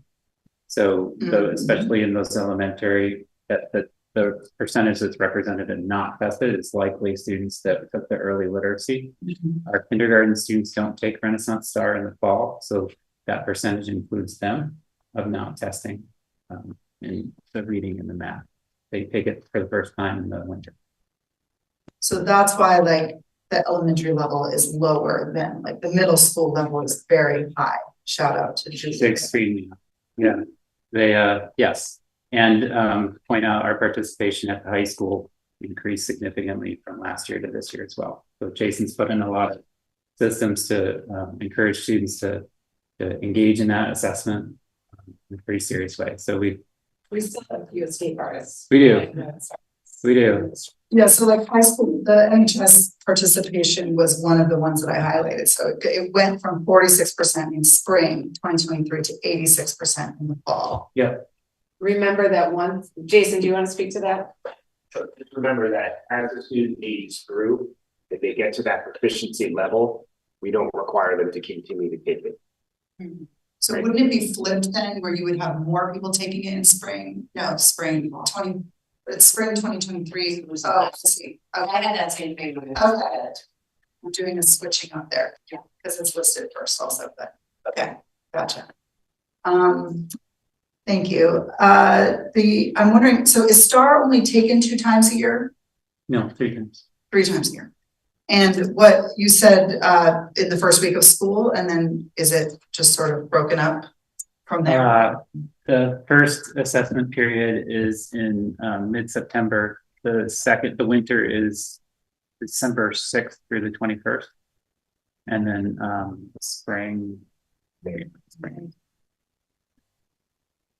And is there any reason why it's like not given more often? Like is more data better or not in this for this specific test? Renaissance Star? Yeah. I don't think it's designed to be given any more often than that, intentionally. We certainly, I don't feel like we need Renaissance Star more than 3 times a year. And that's partly because we're doing such a good job with the diagnostic assessments that we really know the targeted skills that students need. I think the diagnostics, the common formative and common summatives at grade levels are much more important, and we're doing those. And that's what's informing instruction and learning. And then the Renaissance Star really either confirms information for us or gives us a little flag that we need to look closer at some other areas. So 3 times a year seems to work really well. And for the common formative and common summative assessments, just for people who may not know that language, it's like every kid in sixth grade is gonna get like a similar or maybe the exact same, let's say, multiplication formative assessment, like a little quiz or something in class. Based on our priority standards. Okay. Yeah. Okay, and in terms of like Mia's question about disaggregating data or reporting out based on the values that the board has put forward and the goals, would there be able to be like just a district-wide report on the achievement gap that isn't broken down by school? Would that be possible? Probably. It would depend on how we define that, How we define what? the achievement gap. Okay. So one of the things that we're wrestling with that goal is what assessment are we judging this on? Right. And that's a question we have, right? So it makes most sense from our team's perspective, because we've talked about it quite a bit, that the VCAP, when we get it, is the board level, you know, because it's large, it's programmatic, it's all state kind of wide. That's what we should be looking at as like our achievement gap score. Because if you can't necessarily do that for the other assessments. They're not meant to be to do that. It also sounds like these ones are in their infancy and maybe not that reliable. Well, and they're reliable. The math is a teacher drawn one, which may have some reliabilities, but the words their way in the RenStar and national assessments. I've been giving words their way since I started teaching a long time ago. You know, so those are more for teachers to immediately use in their practice, not to judge program. Right. So the question for the board around achievement gap is, are our programs working? Right. Programs, right? Working to achieve the level we want to achieve across the board, regardless. Exactly. And the assessment for that is the state assessment. And like STAR assessment would literally probably be going by student and sort of like pulling them out and putting them into disaggregated categories. Like, because the data isn't attached to the STAR, right? Or is it attached in, I'm forgetting the software that you said. Panorama. We could probably do it in Panorama. Nick and Mike are my Panorama guys. But just keep in mind what the STAR tells us. The STAR tells us you need more diagnostics, right? The STAR tells us that you've got some blurries in your eyes from the eye test. Yeah. It doesn't tell us what it is, right? It doesn't like point exactly to like, immediately say Jake needs to work on this piece of word recognition. Right. That's what a diagnostic does. And you feel like the BT cap does that? It breaks it down into concepts and themes. And it still might only be like one question for. No, I think there are many more than that. And the Renaissance Star does break things into concepts and themes. They just may or may not be tied to our the statewide standards. Yeah. Right. The VCAP is written on our statewide standards. Right. So there's several. What we based our priority standards on, right? Exactly. Okay. So there are several connections there that I think it makes total sense too. I'm just nervous about the whole like embargo, like secretive data. That's the problem. That's the problem. So like if we can't ever see it, then can we in the meantime come up with another way of at least, you know, sort of in the way that we're doing here where it's imperfect, but we're getting a few different data sets and we're able to at least get something to report out on. So it might, I don't know what your estimate is on when the general population would have access to that. It's not my estimate, it's AOE. I have nothing to do with it. Yeah. It's totally the Agency of Education. They promised us when we first started the VCAP that we'd have it in 2 weeks after assessment. Right. So like we did not have it 2 weeks after the assessment. I'll tell you that, you know, so, and even now we send home individual scores. Y'all got one if you have a third grader through a ninth grader. And on that has our district scores. And still we can't. And I didn't get any cover letter saying I could not speak about that. Right. Which I will say the district's doing really good compared to, it was only compared to the rest of the state. Yeah. But we were doing really good. Just a quick add-on to the BT cap, speaking to Jim's question about the validity of the assessment. I think it's okay we put this on our website too as an update. We got the results. We were told, print up the reports and send them home. We printed up all the reports and just before we put them in the mail, they said, don't, the data is wrong. So we had to wait another week and a half, do it again. And those are the types of experiences that make us really question. So this is what I'm talking about, swimming upstream and just appreciating the efforts that are being made. And then just wondering, like, for the sake of, you know, being practical about it, if there's any way that we can like provide something in the interim. Libby, you spoke a little bit about, like, it sounds like you might have school level data teams. I just wanted to hear a little bit more about that. I just do just a quick, we're at 8:10. Mike's gone. We've got 3 more presentations. I don't want to shortcut a discussion about data, but I do want to make sure that we get to all the presentations while we still have the energy to ask intelligent questions. I'm going to touch on that in a little bit, and then we can do a bigger presentation about our collaborative teams, because it's something we're super proud of too. So I do think, just for future reference, like, this data presentation is always like a huge time commitment in our meetings. And I do always feel a little rushed through it. And I think, so I just think maybe we break it up into like, and have people come on different nights for the future. Yeah, I think it's a good suggestion. And I don't want to like, I just want, because it's easy to just keep asking questions. it's fun to grill Mike too. So let's all put that out there. But Thanks, Sue. Thanks, Sue. Go for it. Okay. I have one slide, just kind of the overview. One of the things that we are still trying to figure out, because all of our programming is so individualized, is how do we measure growth of special education programs as a whole? And so that is something we're still working on. Looking at the trends, as you can see, we have had an increase in the number of students that are being found eligible for special education. So last year on November 1st, we were at 125 K to 12, and this year we're at 156. So that's pretty significant. Thank goodness we filled all our special educator positions this year, because that would be really challenging if we were still down 3 like we were last year.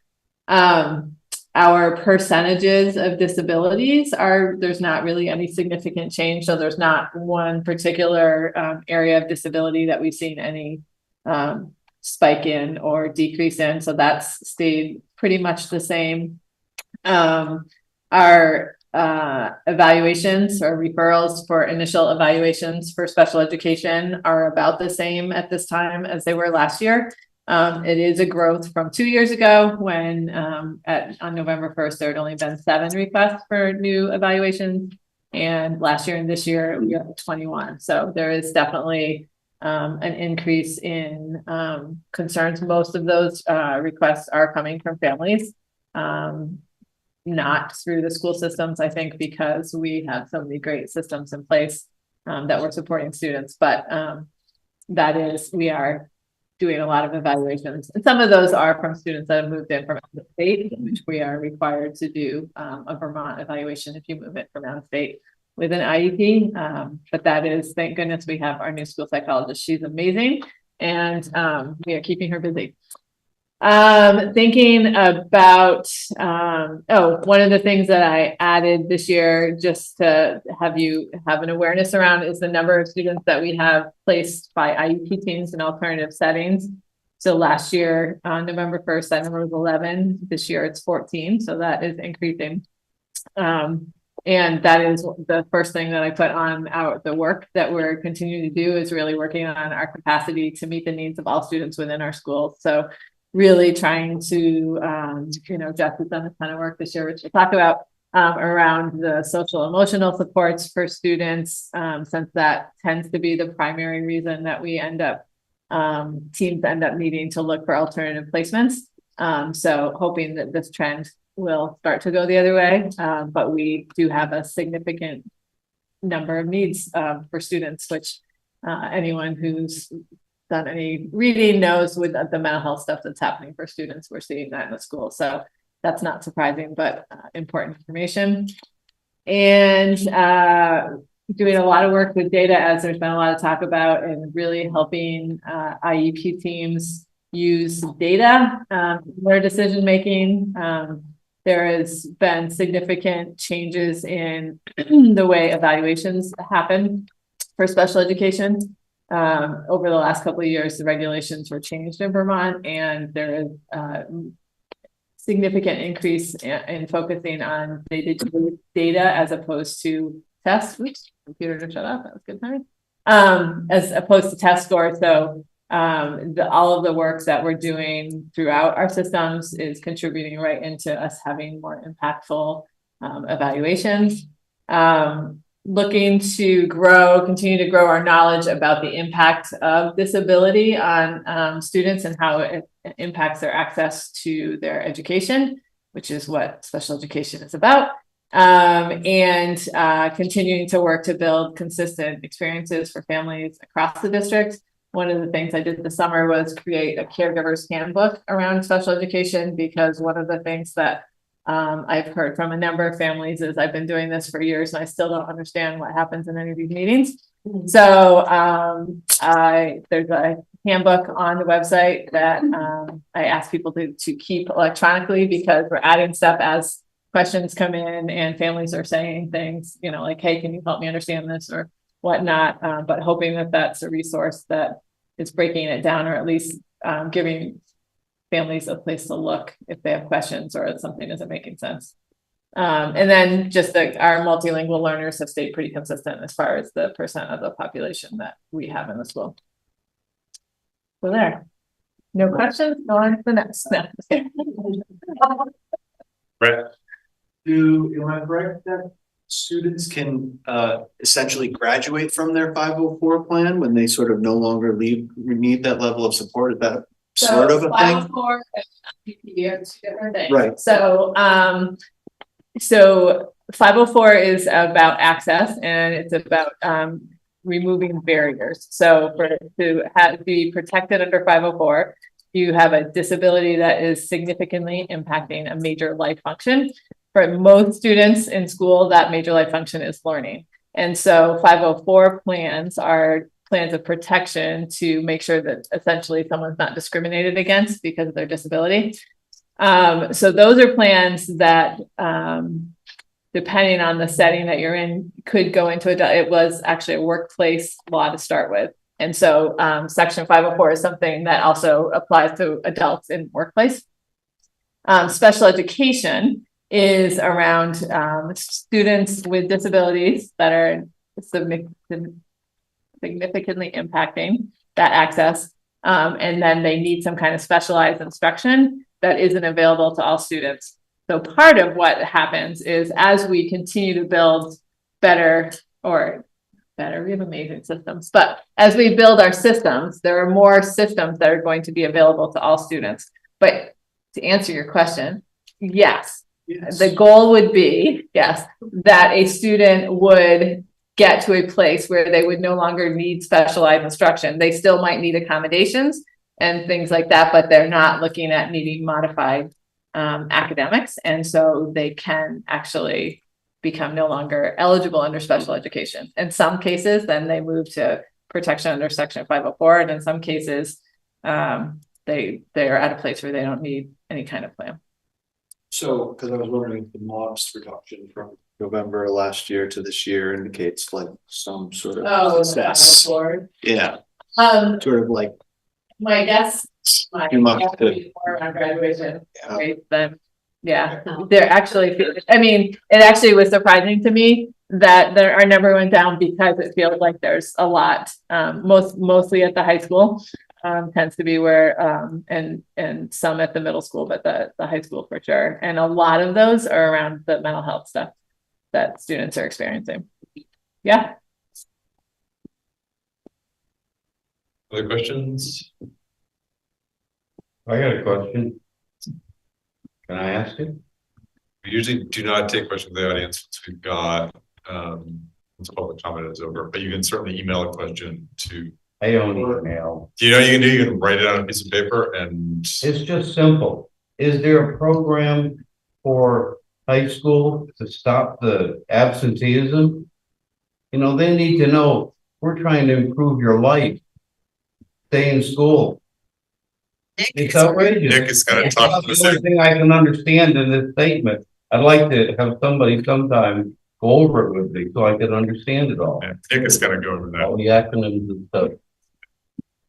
So, Casey, I think you already mentioned this, how possible it is to be able to show us some trends. Numbers, percentages, sort of like what Olivia was saying on our academic data, we'd love to be able to see at the board level, are our programs working? What is the thing that indicates to us, are our programs working, or is there more we need to do with our programs to get them to work better? One of the things that we're trying to figure out now that we have Panorama, is there a way for us to be able to pull data that will show us progress for students with IEPs without having someone have to go through and handwrite that kind of stuff. So that's some of the stuff that we're still trying to figure out, because it really is, it's hard to look at things like exit rates because sometimes kids just move, or, you know, like there's so many. So it is something that we're still trying to figure out how to do beyond an individual basis. Yeah. And it actually is something that we sent a number of special educators to conferences recently around Solution Tree, and that's part of what we're trying to engage them into, is like thinking about how do we think about our system of special education, and you know, how do we know that what we're doing is effective. So still trying to figure that out. Okay, thank you. Yeah. Is family satisfaction with the services provided a metric that's measured? So last year, one of the changes that was made with the state regulations for special education is that there is now a family input form that is at the end of an IEP. And so last year, what we did is we sent out, actually, we created that form also for students with Section 504 plans, and asked families to send that in so we could try to get that. We didn't get a ton of response to that. So it really wasn't a high enough number to really give us that. The other way that it comes out is the AOE sends out surveys every year to any family of a student with a disability, and then they send the districts the reports, and the response rate on that is pretty low as well. And that's across the state. I mean, I will admit, as a parent of someone in Essex, I was like, oh, I should probably fill this out. But it's just like one more survey, right? And sometimes people get survey weary. So yes, there are measures for that, but the response rate has been pretty low. Crystal. Hi. I feel like one of the last times we heard from you, with like, I think it was like our special ed 101 training, was that, and I think this was a priority within the new special education law, but just how kind of special ed strategies were working their way into like tier 1 instruction. Did I dream that, or was that a goal that you guys were kind of moving in that direction? Special ed strategies are moving into tier 1 instruction. It's that in order to qualify for a specific learning disability, a collaborative team around a child has to show all the different interventions and remediation strategies that they've tried prior to identification. So it's just, it's not taking special education specialized services and putting it into classroom. Okay. And it may be less relevant then, but I guess I was curious, like, how's that going?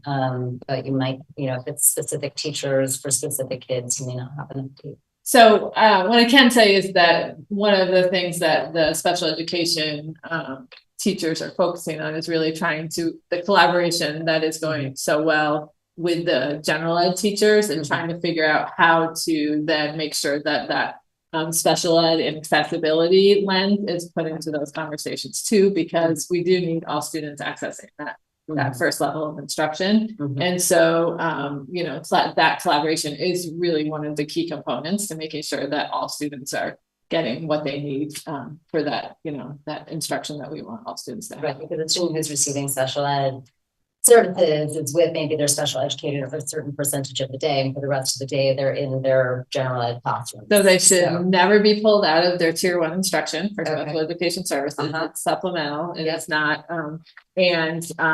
when possible, we try to have the special educator go in and work with the teacher and get those services actually in the classroom. So then they're not getting pulled out at all. Okay. There are some services that do happen outside the classroom. And so teams are really thoughtful about when to do that so that they're not missing that tier 1 instruction, because then we're just continuing the gap by not giving them that access. That's super helpful to paint that picture of what it looks like. Thank you. Yeah. Can you speak to the increase and then leveling out of the referrals?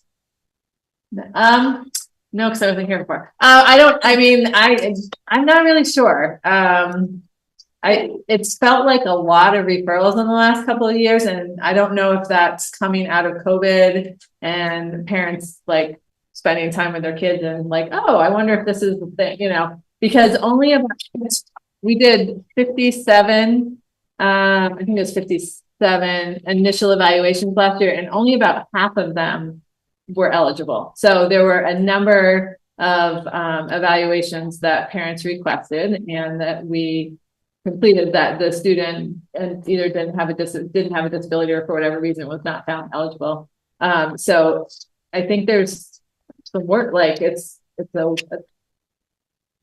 work when people are worried or think there might be something off with their child, which makes sense, right? Then you want all the information you can. And so I think that's where a lot of the referrals are coming from. Do you know if the eligibility number has remained more consistent, or if there was a jump like that for eligibility? Well, there's a jump between last year and this year for sure, of the number of students. And I think that we will see an upward trend because of the way that the regulations were changed. So it used to be prior to July 1, there's 3 gates. And the second gate is that the disability has to have an adverse effect, is what it's called.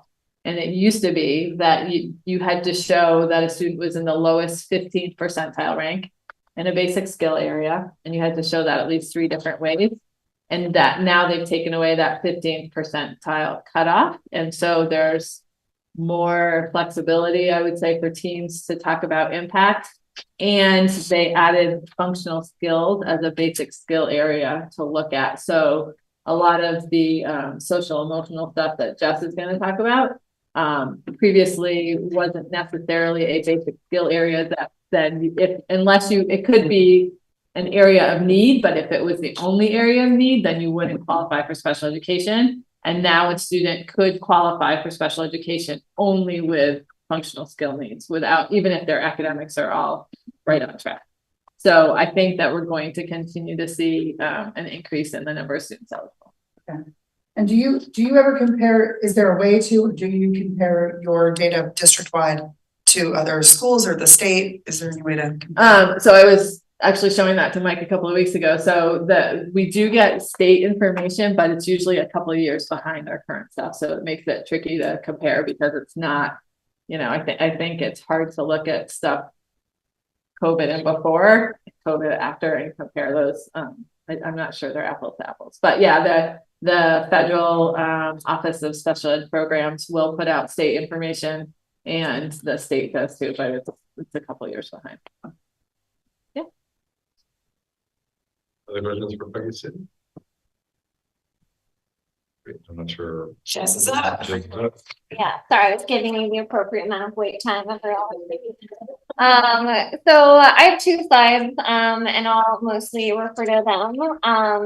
So my first slide is really around some of the metrics and data that you all are familiar with from last year. And then the second slide really has to do with the panorama survey, which, as Mike has referred to, is really been a game changer in a lot of ways, especially in the SEL world, because instead of just having a bunch of data around how kids are struggling or doing all the things they're not supposed to do, for the first time, we have real data that can universally track how students are doing in social emotional learning skills and how they really report how they're experiencing school in general. So I'm very excited about that data and the ways that we've been using it.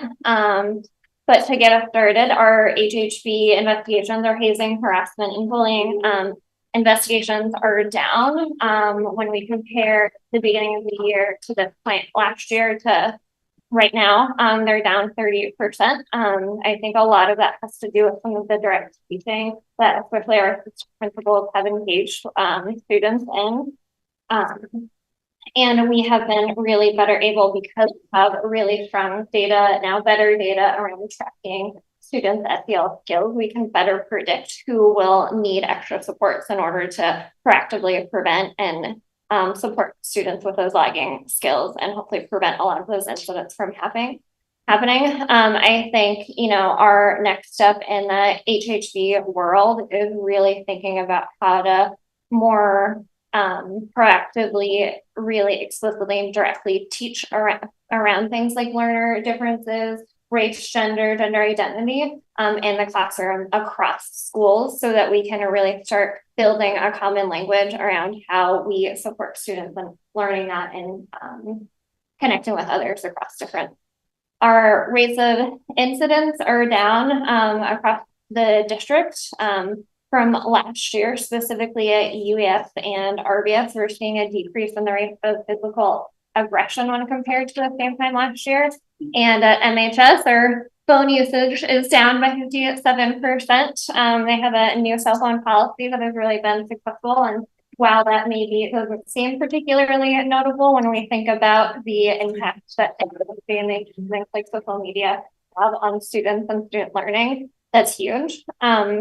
We're continuing to see some disproportionate data among students who identify as male, students who are experiencing or who are qualified for free and reduced lunch at UES and MHS, and then students who have a disability are more likely to have a reported behavioral incident at MSMS.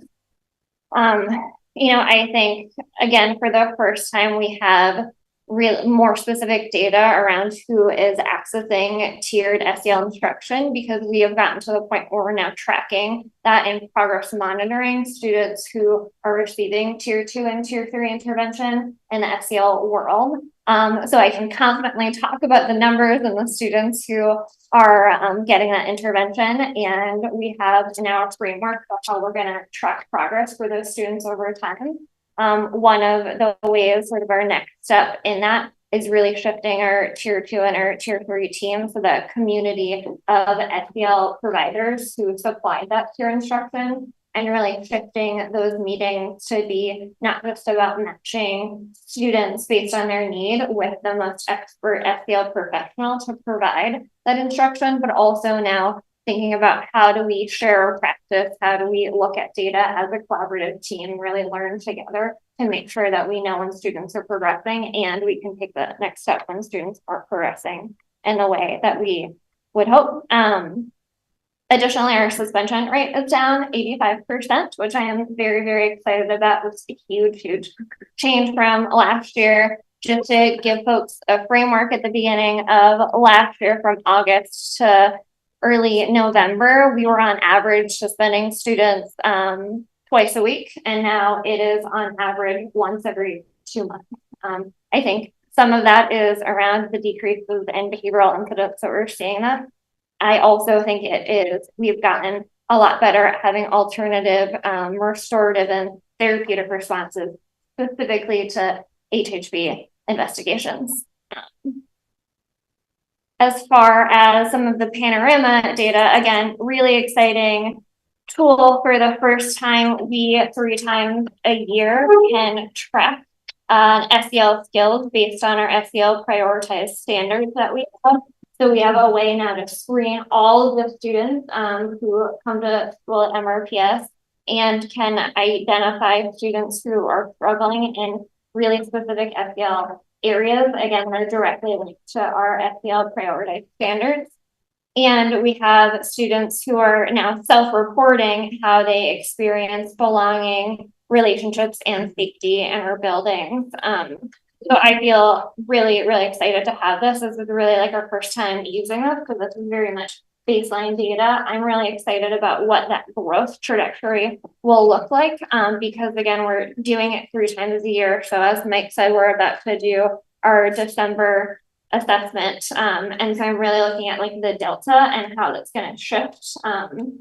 And really thinking about that. Some of the work, Nick and I have done a lot of work specifically around belonging and supporting teams of teachers and analyzing it. So we've been to every single team of teachers or have done some full group presentations around what this sense of belonging means, how students are reporting it. I also just yesterday was lucky enough to sit in for a few hours with the MSMS Up for Learning crew and look at some of this data specifically around MSMS and break it down by question to really work with students around, so what are we going to do about this data now that we have it? So just as the Up for Learning crew, she means kids. She was sitting with kids, not adults. Talking about the data. Yeah, thank you.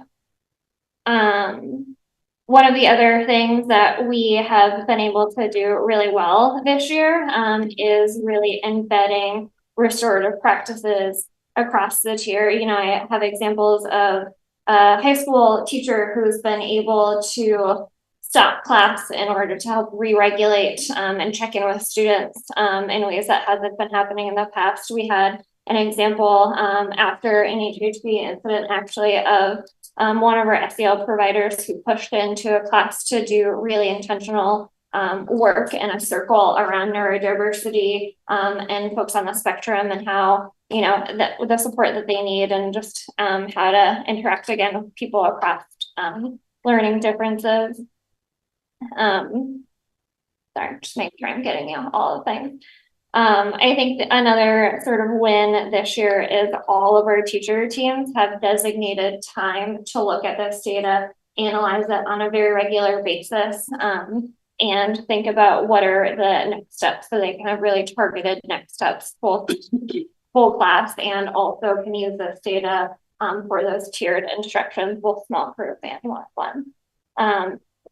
And we also have started to really intentionally create training opportunities for instructional assistants based on, you know, disability, learner differences, behavior, equity. So that's been work that I've been really, really excited about. And, you know, as instructional assistants, they are very much a primary person in a lot of young people's lives, particularly young people who are often the most vulnerable. So I've been really excited about the work that we've done for instructional assistants.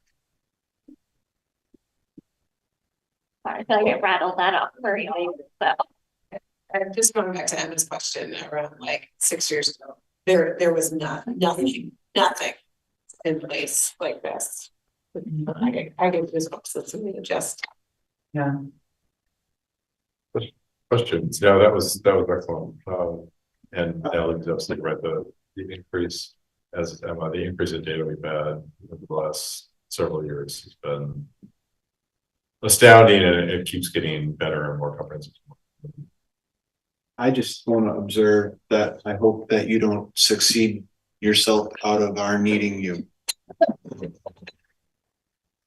I think that's possible. Good. Yeah. I think young people have a lot to learn. Yeah. Real quick question, looking at the MHS incidents, when Emma and I were talking with the students, vaping came up a lot, and I've heard that sort of anecdotally at the Career Center and at the high school, and it's not listed as one of the like more common incidents. Is it getting better? Like cell phone use is getting better, or is it categorized differently? Maybe it's under class cut. Or you want to give Jason a shot at that? Yeah, I mean, it would show up in our behavioral data and not like a substance use thing. Got it. And I haven't And I think what's really hard in dating versus cell phones is that you have to be physically present, right? To be in the bathroom, so to speak, because that's where it's going to happen most. So while we have adults going in and out of bathrooms, that's the place it's going to happen, and we need to catch people. And it's kind of hard. It's not as easy as it sounds. We prefer not to automatically suspend, right? Because it's a substance issue, it's right versus a behavioral issue. But there's some really nice the vape detectors. That's what the student was advocating for.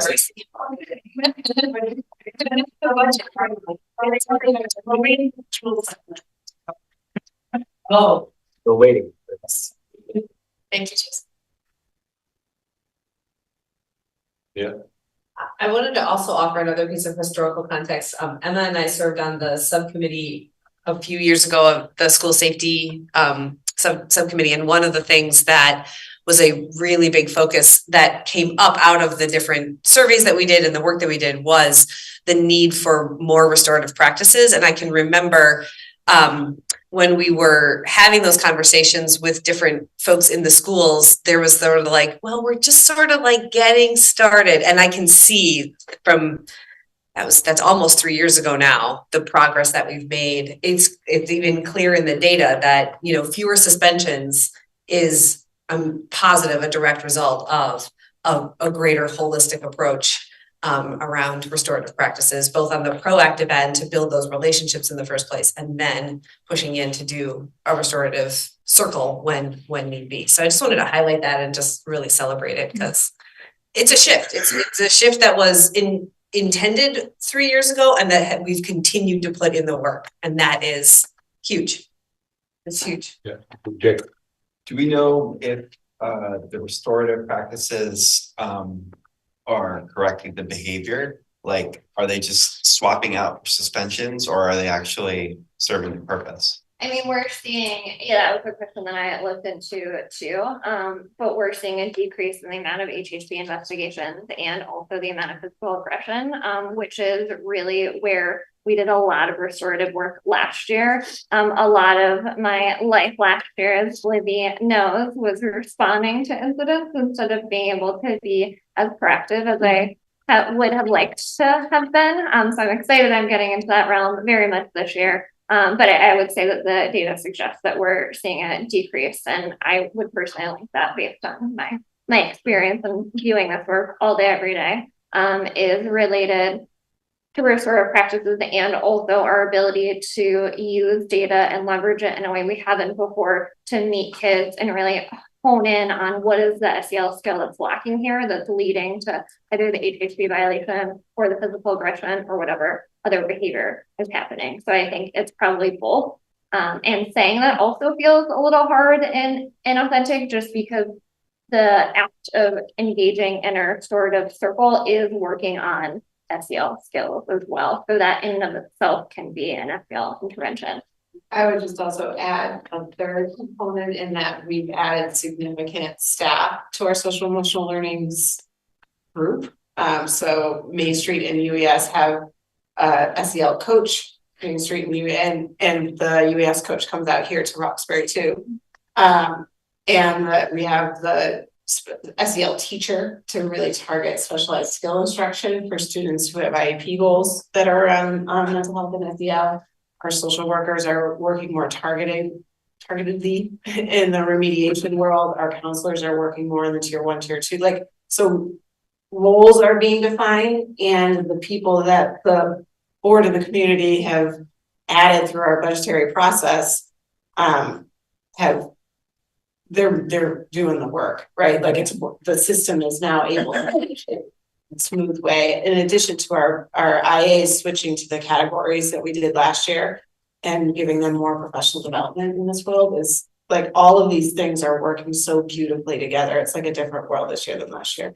Yeah, I would say IA training and categories has been helpful in that I've been able to really target the crew of humans that are the behavioral techs, the people who are working specifically with students with higher behavioral needs, to provide regular ongoing training with myself, with other SEL professionals, and with our behavioral specialists in ways that just wasn't happening. And yeah, I think we've done a really, that the role shift, I think, has been hard and will continue to be hard, and is working, right? I was able to sit with the UES tier 3 team, and we talked through a student who's on an IEP who, comes with a lot of stuff to her school every day. And we were able to really skillfully see, like, oh, you take this part, you take this part, you take this part. And it was just this like beautiful conversation that I kind of wanted to record, but obviously couldn't. to really, it was just this feeling of like really repping the student to ensure that he is feeling successful. Sorry. I recall this one from the media.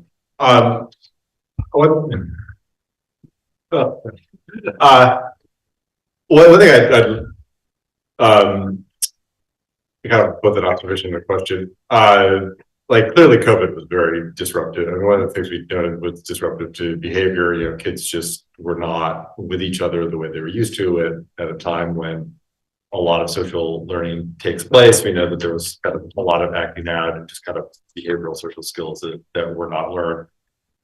I mean, there's a lot of great work going on, but is some of this great work also being complemented by those skills are starting to come in place? Kids are getting more used to each other being together, and you're, you know, giving kind of the tools to reintegrate. Are we starting to see some of the deficits socially and kind of emotionally that happened during COVID maybe be made up? Is there any data in that or not? Our principal's take on that. Jason and Shannon, since you two are the two in the room, what are your thoughts on that? Everybody can go first. Yeah, I think both socially, emotionally, and academically, we're seeing that, right? So as students are going through their K through 12 years, we're getting more and more intervention, whether it's in how to learn, how to behave, and progress, right? And at the same time, we've learned through COVID the intervention measures that we're dedicated to keep, as Lily used, the flywheel. Is that what you called it, Lily? And then it's spinning faster now. And so we've caught up to those pieces. And I think it's naturally supposed to even out, right? And should get smaller and smaller as time goes by. I think so. And I think at the elementary level, it's been really interesting to see because we're the first ones to see the bubble pass, right? With kids that didn't experience that. And you would think some things would go away, but they haven't in terms of who needs help understanding how to play games together, what social boundaries look like. So even at the earliest of educational settings, I think we're seeing that some things were missed that we really have to pick up the slack on in elementary school. Are there still academic concerns? Yeah, but I think at this point, it's so integrated into our work that it's not an extra thing anymore. It just is the work. Yeah. Just, I have just a couple of questions. Looking at the second slide of yours, there's a pretty big difference in the sense of belonging at the third and fourth grade level between RES and UES. Do you have a thoughts on that? Yeah, I'd be curious to have Shannon's perspective on this too. I think some of what Shannon's work has done is we've been able to embed some, not just a behavior response, but PBIS, positive behavior intervention supports, which is really the mantra around that and the philosophy around that is we have a common language for how we talk about behavior, how we talk about being community, and how we specifically teach young people how to be in community with one another. And I think that is work that has been really, really well developed historically at UES. Quite frankly, I inherited a lot of that work. Linda Beaupre has been running that for a long time. And that's not work that has historically had the same foundation at Roxbury. I see. And Shannon's working on that. And I don't know, Shannon, your perspective on that as well. Yeah, I would just add, so for us, this is one classroom. And I would also, one thing we talked about when we looked at this data was that these kids have a brand new teacher that they've never met. This was taken in the first 2 weeks of school, a brand new principal, a brand new music teacher. And so there was a lot of brand new year, brand new people that certainly went into this, but it's something that we said, hey, we want to keep a close eye on this when we come back in December. We shouldn't feel so new anymore. So that really shouldn't be a question. So if those numbers still look the same, I would have more questions, but I think at that time it made sense that we were looking at a total of 17 children with brand new teachers. And then my one other question is that, and you spoke to this, Jess, that there are some discrepancies based on demographics in the behavior column. Now I'm looking more at the report. Largely kids who qualify for free and reduced lunch and kids on IEPs and kids, and I think male students. And I'm curious to know what your analysis is about that difference between the percentages of those kids who are identified with behavior issues and compared to the population overall. Yeah, I mean, I have done a lot of thinking around this just because obviously I have this. And what's notable to me is it shifts based on school, and doesn't always match sort of what we would expect given like national or even Vermont trends, right? So, you know, again, this is just sort of me using my expert brain here. I think when we think about students who identify as male versus students who identify or we perceive as female, there's a lot in our society that really talks and trains women from a very young age to be compliant and act a certain way. And there is more pressure on people who are identifying or perceived as young men to hide in emotions, and they tend to be a little bit more of externalizers. So they tend to be a little bit more outwardly obvious behavior rather than the internalizers as women or people who are perceived as women or identify as women grow. I don't know if that sort of starts to answer your question. As far as free and reduced lunch, I think there are a lot of stressors on students who qualify for free and reduced lunch that makes it really hard for them to always be able to prioritize school, and can then make it really hard to feel a strong sense of community and belonging at school. Next, if you want to add anything. Yeah, I mean, I think it's reflected in attendance as well, but you know, young people facing certain barriers outside of school, it's obviously going to have an impact on their ability to be present, ready for school, when they're worried about, for some people, where they're going to sleep tonight. That's going to take priority then. Emotional regulation in a certain moment. Yeah, and then as far as disability, I sort of see it as like 3 different reasons. One, they have an identified disability around a particular lagging skill, right? So that would make sense that they would be overly identified. I also think that it is, and probably across these spectrums, another sign to us that we continue to have work to do around making our systems fully inclusive and accessible to all students, because we're not yet seeing them able to access in the same way, which is then resulting in behavior. And I think for students with disabilities, there's also a tendency to be hyper vigilant at times. You know, these are students who may be assigned an extra adult, who have an extra adult like either right beside them or in their classroom. So we tend to notice behaviors that maybe go under the radar a little bit more for other students, or who wouldn't be reported for other students, because particularly if a student has a disability that's resulting in behaviors, we're taking very, very regular, like 15-minute incremental behavioral data at some person student. So we sometimes just have more data for students with higher behavioral needs. Thank you. Emma? I'm wondering about, so the survey that was used for the belonging, is that on your website somewhere, that we, like a viewable version of it that we could see? It's not. Is that something that could be? No, we have to talk about that, because what we wouldn't want is to have Kristen go home and drill her kid of, you're gonna answer it this way, you know, so. We gotta up from that. Yeah, we'd have to think about that. Okay, I'd just be curious. We like, can certainly put sample questions out, perhaps. Yeah, how many questions are on the survey? I don't know off the top of my head, I'll be honest. Okay. I think it was in between like 15 and 17 and then. That's Yeah. a good general. Yeah. Okay, yeah, I'd be curious to see it if it's possible to see it. And then just wondering, like, I know that there's probably a plan in place, and when you look at the data, your wheels start spinning to be like, okay, how can we address this? And I don't think it's a question for tonight, but just sort of in general, I really look forward to seeing how you and the rest of the admin team and the principals of the different buildings start to work on that sense of belonging and like the downward slope of the graph as kids age.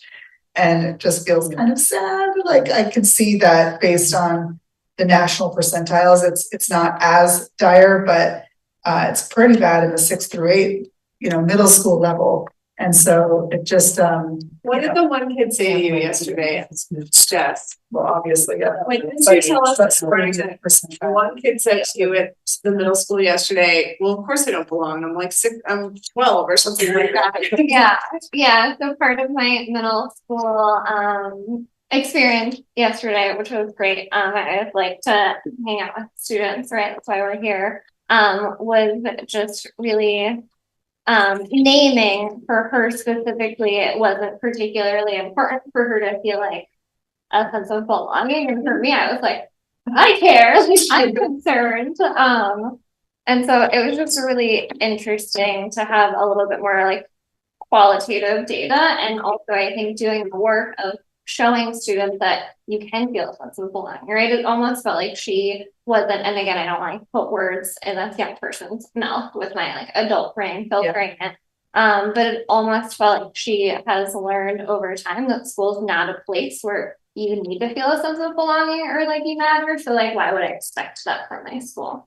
So I think that has to do with a lot of the work that we have to do around reframing what belonging and feeling belong, a sense of belonging and value really looks like at school and can look like at school. And you are able to compare this data to national data. So it's like some similar survey questions that you're using that you can then use to compare against national data. Of course. Thanks. Yeah. I know. Yeah, it's amazing to be able to compare. But the fact that we're in the 30th percentile, it would be so interesting to know, like, what middle schools across this nation are in the 90th percentile and what are they doing? Like what can we learn from them? Anyway. Yeah, and that was part of our conversation yesterday with students. Yeah, no, it is like I think it was over 2 million students across the nation have taken this survey. So it's just really exciting to be able to compare this data. And of course, even if we're in the 90th percentile, but our sense of belonging is still 50%, like still work to do. Yeah. Thank you.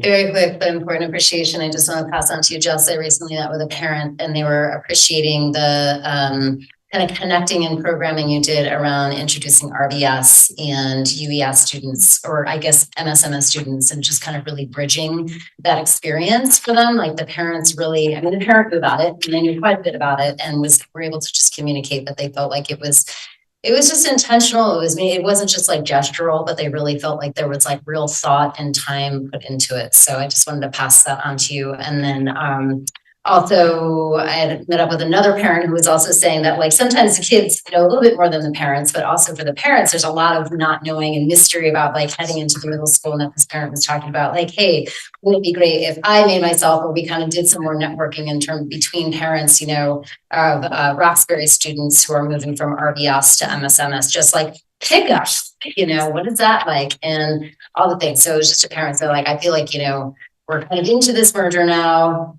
5 years, and now there's some like institutional knowledge that caregivers have and that they could share between each other, and that would probably be really valuable. But yeah, so thank you very much though for the programming that's starting to happen here. Yeah, well received. We just had our first planning meeting for the retreat this week. So great. Looking at the planning calendar, it says winter assessments February 7th. Are we expecting to sort of see the data in this format comparing fall to winter somewhere in there? Will it also include spring? Or I don't know if that kind of elongates, there's room for it, or we don't have a lot of these assessments are new. We didn't take them in the spring, or we didn't give them in the spring. just the stars. Yeah. Okay. Excellent. Nick is up. Nick is up. Chronic absenteeism. Could I ask a question on this first, just a quick one? The 57% of being as opposed to 78% of belonging, is that a big school, small school thing? No, Is that like a standard? Shannon addressed that question. I missed it, I'm sorry. Yeah, she was chalking it up to that, those kids having a new teacher, a new principal, new staff in the school. They took it the first 2 weeks of school. So there's a lot of newness in their lives. Nick, you're up. So. Oh. Okay. I just wondered whether it was a standard thing throughout the state. So I get to talk about chronic absenteeism. Yep. And I will give a very brief refresher on what that is. Chronic absenteeism is missing 10% or more of the school year. Doesn't matter if we're talking about excused absences or unexcused absences. We're looking at the amount of time a young person is in our building. All of these things are amazing that we just heard, and none of it happens if they're not in the building. And so I get to spend a lot of time with our students that are maybe not feeling that sense of belonging or struggling academically, and using that a little bit and not coming to school. And so when I talk about chronic absenteeism, at this point in the school year, this data is pulled from October 27th. So there were 40 school days so far. So it's missing 4 days of school. Is all we're talking about here, is missing 4 days of school. So our numbers right now in our district, 23.5% of young people are chronically absent as of October 27th. So that's 258 students. This time last year, as a district, we were at about 25%, so coming down a little bit. An important indicator to look at as well is young people who may qualify for free or reduced lunch. That tends to be one of the higher rates of absenteeism that we see. This is paralleled with most other districts and across the country as well. That's sitting at 35%. So 35% of young people who may qualify for free or reduced lunch are chronically absent. And students who may have an IEP are chronically absent at a 30% rate. So just wanted to kind of give these numbers, put them in front of you, talk a little bit about what that means. We're really talking about, again, a young person who's maybe missing 4 days, but chronic absenteeism, even early in the school year, is a primary indicator that we need to address it quickly. If we're waiting till they're hitting 10, 20 days to respond to absenteeism, we've missed the mark already. One of the things I mention a lot is over the course of a year, to miss 18 school days is to be chronically absent. There's about 18 school days in the month of October. So to be chronically absent in a school year is to miss an entire month of school. And that's a month without breaks or anything like that. So this is a really big factor when we look at the metrics of young people who are chronically absent and we look at academic performance. There's a huge gap there when we're talking about academic performance for students that are not chronically absent versus students that are. We're looking at behavior data. Our students that are chronically absent are more likely to show up in our behavior data. We're looking at belonging data. It's hard to have a sense of belonging when you're not in school. So we feel like it's really important to center this metric as we look at how can we best support our students and families. In the report, there's also across the board for each of our schools, and I'll run through those just real quick. At Roxbury Village School, 19% of students are chronically absent. It was 47% this time last year. That could be a swing here of 4 or 5 students, just based on the size. At UES, 16% of students are chronically absent. Last year, that was at 22%. At Main Street Middle School, it's 21% right now. Last year was at 23%. And Montpelier High School is at 33%. Last year, about the same. The way that we look at attendance at the high school is different because we track attendance by class period. And so what we're looking at the high school is a little bit different than what we would see at the middle school or elementary school. When we take attendance at the middle school or elementary school, you're present or you're not, right? It's a one-time daily attendance. At the high school, we have 5, 6 classes, and you can be absent 3 times out of 6. So we're looking at lost instructional time. So there's more opportunity for us to take a look at how the students are engaging in every individual class. So we tend to see higher rates here in our high school because of how we're looking at the data. Few quick trends. We have seen a slight decrease, and it's continuing to hold, which I'm really happy about. We also are seeing more absences this year marked as absent excused versus absent unexcused. So absent unexcused is going down in our district. Absent excused is going up a little bit. I think that part of that is about just health and wellness. And the other part of it is like families just communicating differently at the elementary school, for example. Folks are using parent portal or pickup patrol, I think is what it's called. All right. Pickup patrol. Thank you. So there's more vehicles for a family to communicate why their student may be out. So even with that, so even though we're seeing absent unexcused go down, it's still really concerning because we're talking about a mindset issue. We're talking about access to healthcare. We're talking about, coming out of a pandemic when a young person may be not feeling well. It's a really different conversation we have in 2023 than we had in, 2018 with what it means to go to school. And we really got to start thinking about that mindset to ensure that our students are coming to school while still at the same time really being mindful of what our nurses are telling us. So I would encourage folks to reach out to our school nurses, check the website for what is the guidance around being in school. That lost instructional time is really having an impact on our students for sure. The last thing I'll note is supporting and working alongside our families who may be experiencing homelessness or who may be facing food insecurity. That seems to be on the rise as well. And so we do certainly have families that are in need of a lot of support when it comes to having access to food, access to housing. All of these pieces are having a really big impact on our students' ability to be present and ready for school. So that's a snapshot of chronic absenteeism in this moment. If you would like, you can ask Mike more questions. I'm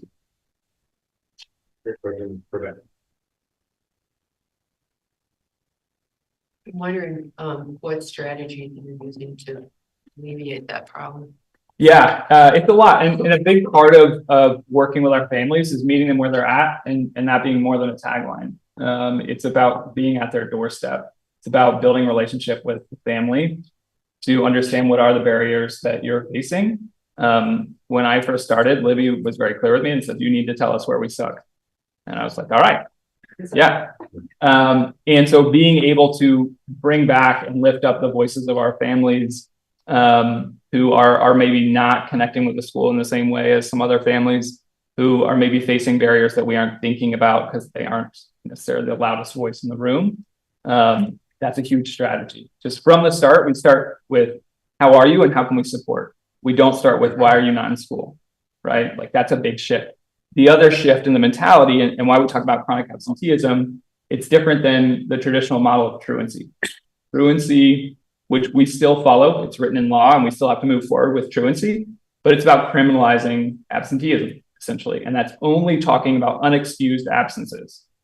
What is excused versus what is unexcused for different families or different people that take that call. As much as we try to standardize that, there's still some bias that creeps in there. And so we want to respond to any time a young person's not in school, right? If they're out 20 days for a stomach ache, I'm still going to call and have a conversation and say, well, what's going on? Do you have access to healthcare? Is that something we can help you with? Is this maybe more anxiety based and the stomach ache is symptomatic of that? So the biggest strategy is centering the voices of our families and understanding what's happening. I have a follow-up to this, which is that if I'm recalling correctly, we're seeing progress in the right direction, right? There is less of it, less chronic absenteeism than there was when you first started. But it's still feeling like this problem is a lot bigger than that wonderful, beautiful, hands-on, really deep work that you're doing. And I'm wondering if there are other things that we can be doing that complement the deep work that are more broad-based. Like, are there broad education things? Like I'm thinking like somehow in the high school, they dropped cell phone usage by 57% through a policy. I'm not saying we do a policy on chronic absenteeism, but is there something that could be broad-based education of our community to help with the understanding of the importance of being in school for parents who are maybe not quite at the level of needing, and families not maybe needing the same kind of hands-on in-depth relationship building that you're doing, but still need that like maybe some understanding. Yeah, absolutely. I think what I'm hearing you name too is it's also just giving information to the community around what it means to miss 2 days in a month of school, and that has this impact. The overall communication and how we reach out and connect with our families, whatever we're putting on the website. All of these pieces are factors. There's also an MTSS system around absenteeism too, which is like at the tier 1 level, like, do we greet students by their name at the door? Do we look at belonging data? You know, what is it telling us and how are we developing strategies?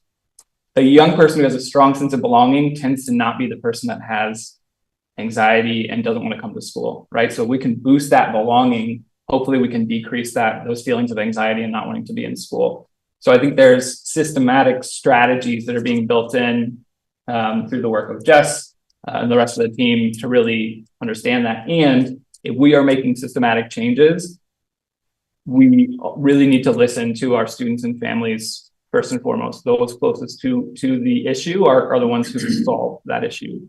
And so when we're really listening to their voice and centering that, that gets embedded into the systems that these three folks up here are putting in play as well, which I think chips away at it from that systematic level. So I think you answered my question that the numbers on this slide are inclusive of excused absences. Absolutely. Also. And so and I forget what percentage of them are excused. I don't have that percentage Okay. off top, and I can get that for you. It might be interesting to just see it broken down that way. Yeah. Just, you know, because there does feel like there's a difference for like a kid going on a college tour, or no, that's not excused. Right. A doctor's visit versus, you know, a college tour or Yes. a family vacation. But there's a difference there. Absolutely. It might be interesting to see. Yes, and I would add on to that, when we do start to look at that and start to say excused, and this isn't what you're saying necessarily, but why I don't always just separate the two, we have this historical knowledge and institutional knowledge of what it means to have an excused absence and an unexcused absence. Yeah.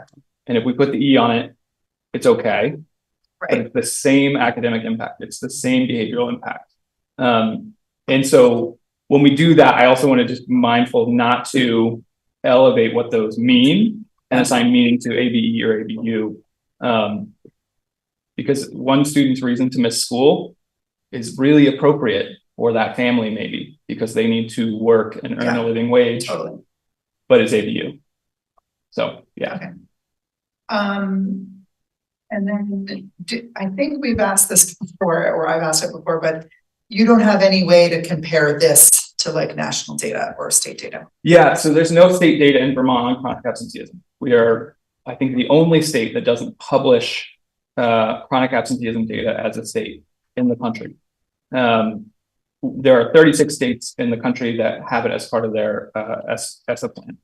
And so Vermont as a state, it's not something that has been built into our federal plan as an option of what we're accountable to. So it's not centered in our state. But I can say chronic absenteeism across the country, when we talk about the pandemic, pre-pandemic, post-pandemic, has doubled.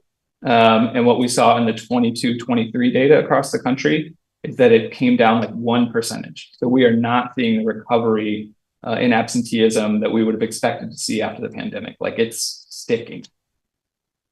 And how do our percentages compare? Can you say? Yeah, it's kind of all over the map, honestly. So it's generally what we would see is 20s, 25, 30 across the country. But it really depends on, you know, if we were looking at school systems with similar demographics as ours and things like that, right, which is hard to say nationally. But yeah, I think our numbers can and should be lower for sure. And we can do a much better job. I also think strategies of working with like local pediatricians and things like that are kind of on the list for me for sure, of like, do our pediatricians, for example, check in about how students are engaging in school? Is that question even asked? That's a national thread that's being woven in throughout a lot of the work happening around absenteeism. And I think locally, that's definitely something we could tackle as well. Okay. And you don't have time in your day to call all of these 258 families.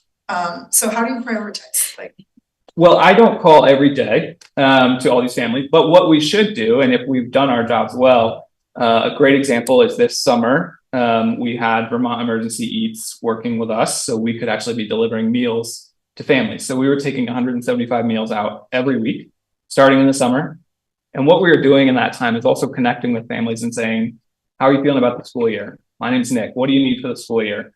So that when I do respond on September 20th, they already know me. So these relationships, for many of our families, I will get a text before I can text them.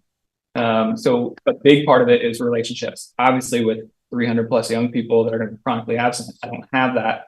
And so it is a part of leveraging who's in our building that does have those relationships. How are we working with our registrars and attendance clerks and how they communicate what's being elevated to me or what's being elevated to the SEL team.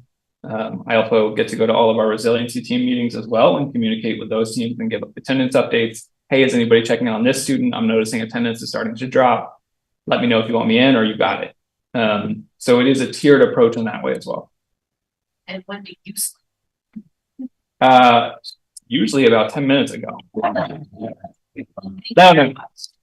One other quick, I would love to see that graphic talk. We're talking about a correlation between Jess's data and your data with the belonging and the. I'll pull it. I want to pull that from Panorama.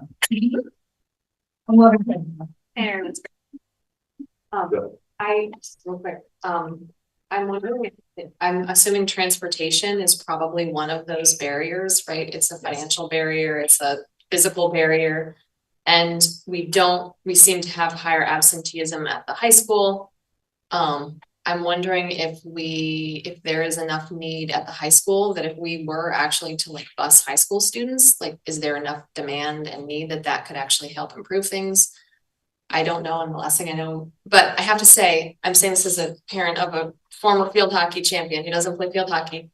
You know, we find school buses for sports, right? The school buses are lined up to take kids to sports. And yet if we have 33% of our high school students who are chronically absent, and even if a portion of those could be more able to access school if they had a bus. I have no idea if that's true. It's just coming up to me now as we're talking about this, but I'm just wondering if that's one of the big factors at MHS is transportation. And if maybe there's something else we can do. I don't know. Yeah, I think it's a good question. I wouldn't necessarily say a reason that MHS is high is the lack of transportation. We nationally will see much higher rates at the high school level than we see. It's actually like, usually it's kindergarten and 12th grade are the highest, and then it kind of does this. And I will say, it's been proven nationally, having access to a bus does increase attendance. That's just the reality. And our students who leave early for sports, is that an excused or an unexcused? If they are leaving early for sports, the amount that happens is so low, it's typically not hitting any kind of threshold. It's excused because it's a school function. And typically it might be like a last period. So if it's at the high school, maybe they miss one block, but we've got attendance throughout the whole day. So actually they're quite a bit. I have one more question. Students who are deemed chronically absent, there's a minimum bar, right, that puts them in that category. And I'm wondering what percentage of those kids have a much higher level of absenteeism, and are there special interventions for those? So what you're referring to is what I would refer to as students that miss 20% or more of school, which is severely chronically absent. There is a chunk of students certainly in that window. And really when we're looking at missing that much school, it's external intervention that has to happen. It's making sure they're connected to local community organizations that are experts in the work that can dig in ways that the schools cannot. And frankly, we're doing that at even 10%. That's a tier 3 intervention that we're putting in that is about collaborating with external organizations. We'll have meetings where we host, Elevate Youth Services and Washington County Mental Health and Family Center and Capstone all at the table, because it's going to take all of that to really work with that family and help them find the stability that's going to help them get to school. Nick, the overall 1.5% in the district doesn't seem like much, but the numbers at the elementary school are pretty great. I mean, really great. Both schools, especially RVS. But does that translate to better habits and different mindsets as people move through? Because I mean, if there's a great deal of change essentially at the early grades, is that going to translate to greater attendance throughout. 100%, right? When you think about if a young person is coming to school consistently, if any of us are doing anything consistently, it's habit forming, right? And so when we talk about a young person coming to school with some kind of frequency, they're much more likely to develop friendships with their peers, develop relationships with their teachers, and develop positive academic habits, right? Those are three of the best things we can do to improve chronic absenteeism, is to build that in our students. So when we see it at the younger ages and we're seeing that chronic absenteeism drop a little bit and students are engaging more, absolutely that's going to have an impact on their sense of belonging throughout their academic career. Yeah, I see this as a lot of success. So thank you. Any more questions for them?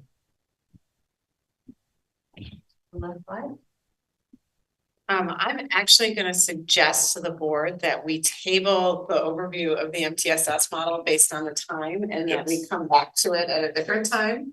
So we can all stay awake. I will just say also, if you look at the slideshow, we highlighted UES this time around with success stories of the MTSS model. So make sure those are from our interventionists, but straight from the words of their mouth. So take a second to read through those as well. And before we get into Act 127 update, which would be, let's do the Act 127 update and then talk about schedule. One thing I think the executive session, we probably want to kick to another evening. Maybe. I don't think we're looking at very many short board meetings coming up in the near future. So, well, I want to kick it to another. Thank you, everyone. Thank you. Thank you. Awesome work. Yes. I want to have time for the discussion, and I think we're gonna rush it. Either rush it or it's just gonna drag on because we're in circle. What we do is we have 2 extra ones. I don't think we're gonna need all that for budget. What I'm thinking is maybe on the 29th, we just do an executive session and just take a half hour by Zoom and do the evaluation. So we, at the last meeting, just to get everybody on the same page here with what I think you're saying. At the last meeting, we scheduled 2 extra board meetings, Yes. one on November 29th and one on December 13th. 13th. And now what I hear you saying is what for the November 29th? Well, I don't think we're gonna need both of those for the budget. I think we might want to keep the 13th for the budget because we're getting the full budget presentation on the 6th, right? No, you're giving us the direction on the 6th. So we're getting the budget presentation on the 29th. No, not the 29th. Oh, we're getting direction on the 6th, and then when are we getting the presentation on the 20th? So the way we had it set was the 29th of November. The board was going to discuss direction, which I think you're still going to need to do. Agreed. And then the 6th would be the direction given, the time to have the direction given. Unless you want to give a direction on the 29th, and then we can try to have something ready on the 6th. The 13th was going to be the first presentation of the budget. And the 20th was what? And the 20th was for what? The second presentation of the budget. Got it. Yeah. Got it. So so essentially you could think of November 29th and December 6th as like part 1 and part 2 of the same conversation. Yeah, which I do think we're going to need. Although we don't have the rough budget choices that we had before. I think we can do the executive session for this 2 nights. Okay.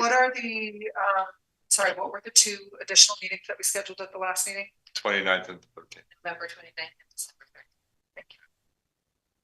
And Jim's point is we might not need both of those extra meetings anymore. Because I think Libby's Act 120 is we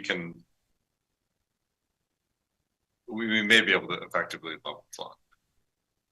Let's not get ahead of ourselves. I think But how about this? It will be, I think the neighborhood we're talking about is level funding to minor cuts rather than a series of major cuts, which I think is a much less complicated discussion, at least for this year. Mm-hmm. I give the pressure. Sure. So as the board knows, I asked for clarity around how do we count our pupils from FY24. So school districts across the state were doing it 2 different ways. And we were told by the agency to do it one way before last board meeting, and we've been told to do it a different way for this board meeting, which is good news. So what they've told us to do for right now, what they've told the whole state to do for right now is to take our fiscal year 24 number as if Act 127 was in effect for the budget we're currently in for FY 24. And so by doing that, that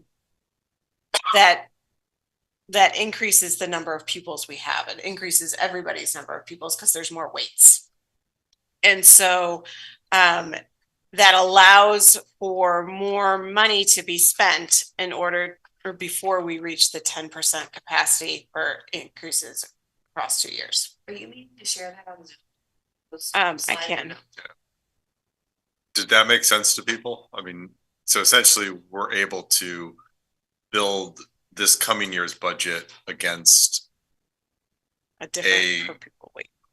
A different, I want to say, I'm just going to say it. A fictionalized budget for this year that acts as if we have the same weighting system. So that way we're comparing more apples to apples. Yes. And with the comparison of apples to apples, that budget presentation that Libby gave involving kind of what we're committed to and, you know, the $2 million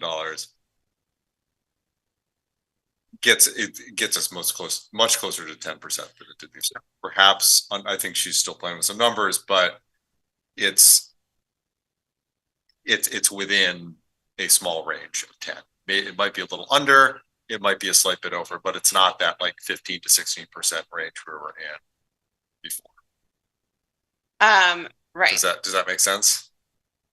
So that's the good news. The staffing numbers are becoming more solid as we know more salaries. We're getting column movements for our teaching staff. So when they've taken classes, they can move a column and get paid more money. As well as we know that the health benefit increased 16.5%, which is no different from the last time I presented. So those numbers are getting more solid. And unfortunately, it's not a $2 million figure anymore. It's more like $2.8 million. So with these new assumptions still, in order to stay below the 10% increase in the pupils, it looks as if we can spend about 2.4 million. We can add about 2.4 million to our general budget. Okay, so last time I met with you, it was 800,000, but with this different way to count the pupils, it's about 2.4 million. So that will not cover the salaries and benefits, but we're much closer now. We're much closer to that. So at 2.4 million, that gets us to a per pupil increase between FY 24 and 25 as 9.997%. So it's as close as we can get to that number. So it's more money we can spend for this year's budget. That still means that we will have to do some cutting within our budget, and probably within the FTE category in order to accomplish that. However, it's a much easier way to, I can see, it's a much easier avenue to get there than it was before. So some other things that we're thinking about is that this doesn't change the long-term 5-year projection. That still remains, that there's going to be a cliff that people are starting to call it, which I'm not wonderful about that term, but there's a cliff in FY 30.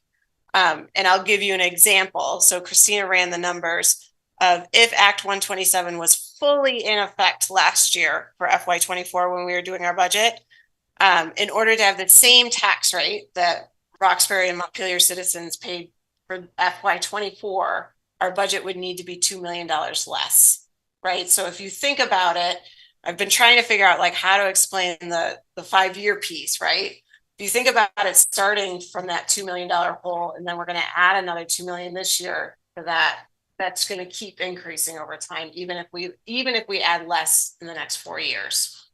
So So there's still this 5-year gap, and there's some other uncertainties that if the school board members who saw the webinar yesterday heard in the webinar, there's still uncertainties. So there's the 5% cap. The education fund's going to pay for the difference between what we need to run our school system and that 5% cap.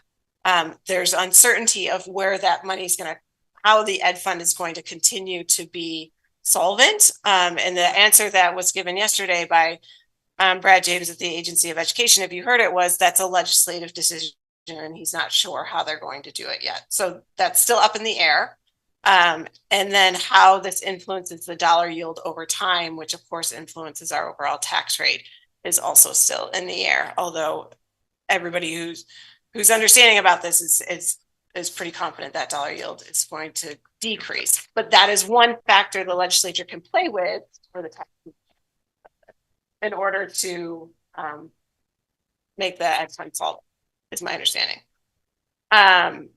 So our actual enrollment, kids rear ends and seats, has dropped about 40 students. So we're not talking about weighted students, we're talking actual kids, has dropped about 40 students. In 1 year? Yeah. So that will decrease our LTW ADM from what it was last year, from FY24 slightly. I don't know how much it was because it depends on the weights, right? And so the question that still I'm really trying to grapple with is how do we forecast this 5 years from now so that the school board and the administration can thoughtfully plan what needs to happen in order to come in with a responsible budget for FY30, that this continues to not be a 1 year problem or a 2 year problem, but it's a 5 year challenge that we have to face.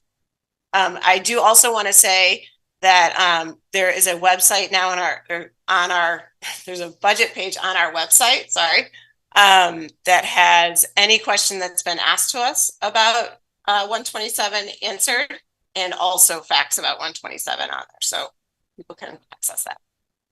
Yeah, which is super helpful. Thank you. Yeah. So, Do we know our long-term weighted ADM for FY25? Not yet. Are we using the same number from FY24, like as an estimate? No, so that's a good question. So Christina and I were thinking, like, if we're down 40 actual kids, like we just put an estimate in. So the long-term weighted average for 24, we know that was 1803. And so we put in 1780. We just dropped it slightly. Okay. Well, I noticed on here or earlier presentation, we lost 3 English language learners this year, 53 to 50. And those count as like 3 students each, or more. Right. So yeah. So it's it's hard to, like we need the actual numbers. Christina's been working on it. Nicole Lee who's at the Agency of Education, she sent a spreadsheet to figure it out, but we're complicated math, so we're still working on that. On the solvency thing, I could share some theories with you, but it's probably too late. Yeah, it's the question that everybody in education right now is asking. Is how do we do that? We don't work well with, we'll figure it out. Like that's not an answer that educators work well with. Yeah. Nobody like that. Yeah. Emma.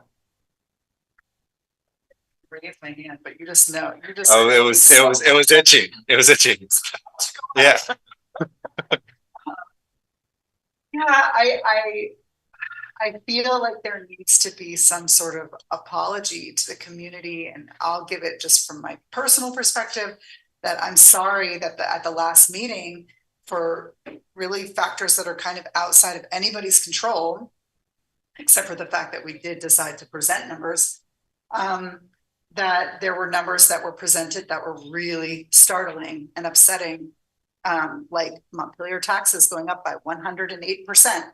Like these numbers being thrown around are so shocking, and it starts to make people's heads spin around really dramatic, ways to come up with that difference.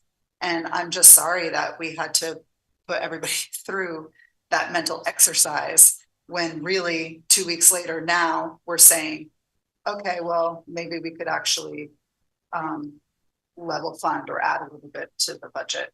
Well, this isn't a level funded. This is budget, not a level just to be funded, clear. yeah. To adding $2.4 million is not a level funded Yeah, budget. and I also want to kind of, you know, But it's not 108% increase. it's not 100%. $2 million budget cut. No. So it's quite different in a pretty dramatically more positive.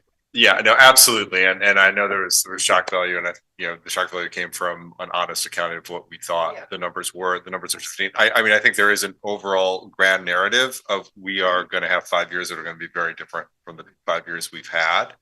And there are going to likely be some choices that we have not had to confront as a board for a while. And I think we've got more time to make those choices and make those intelligently and make those thoughtfully and make those with the type of input we want. But this is not like get out of jail information. I mean, we are still in a budget situation. I think part of the difficulty with the budget situation is how much uncertainty there is, and there are just a lot of looming questions. But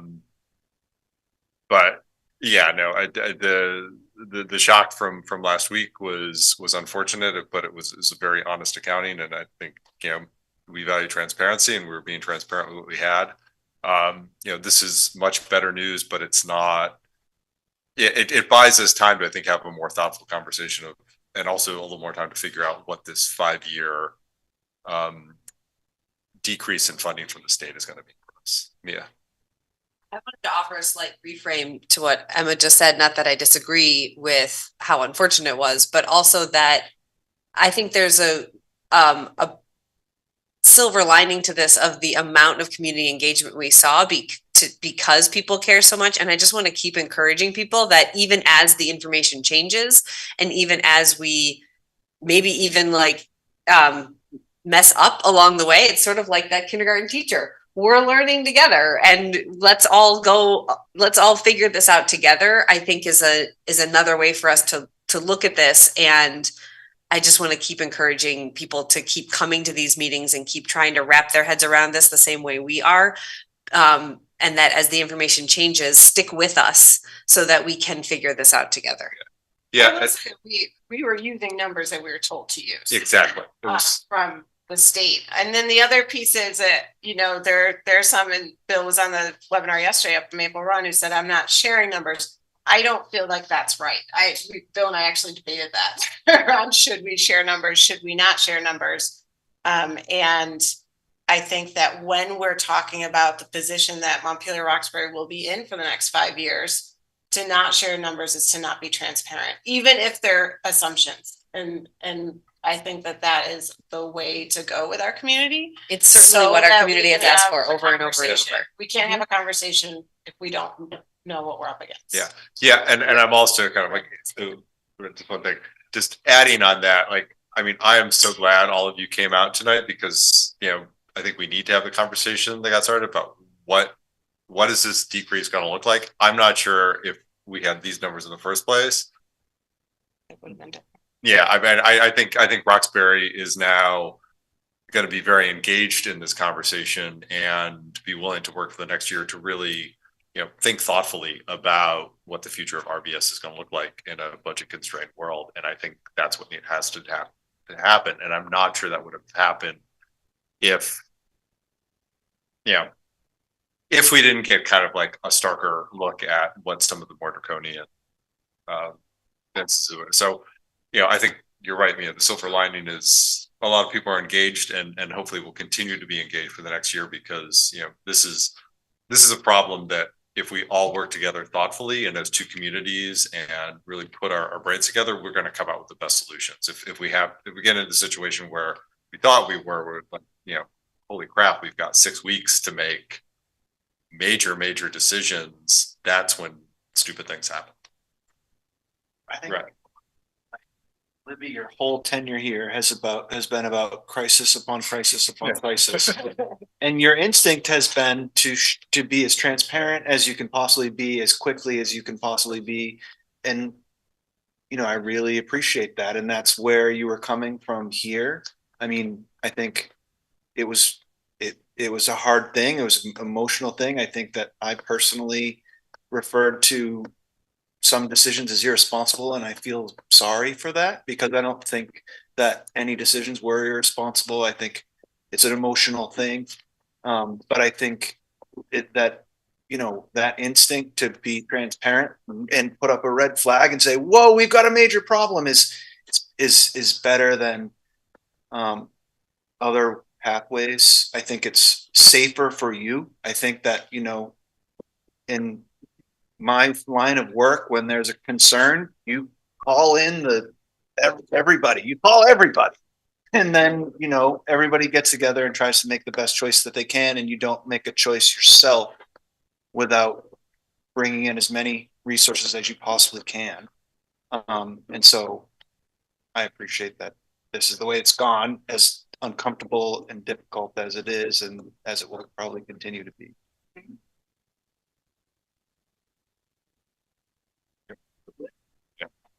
You want to take a breath? That's your call.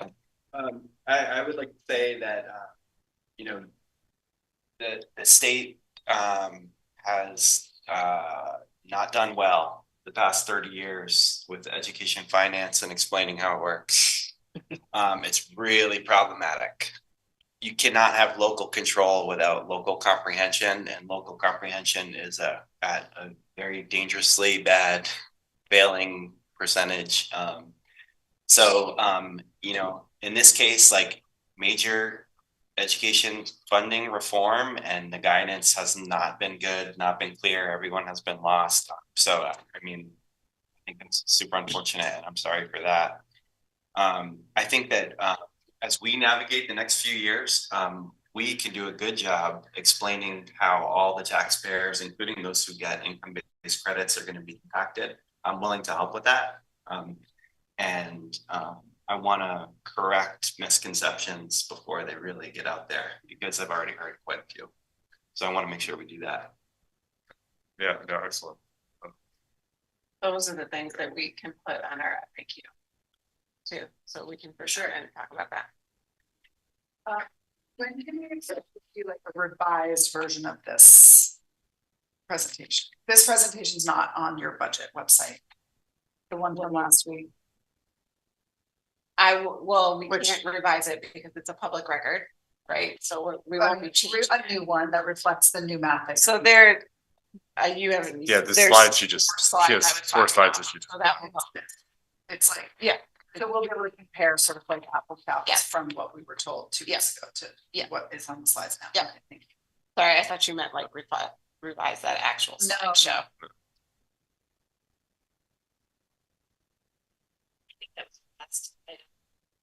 Oh, it was our last item on the agenda. I didn't know if that was our last question.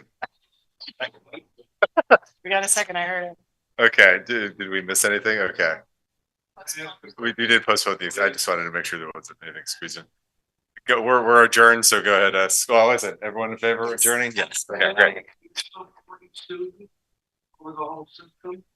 Yes. Yes.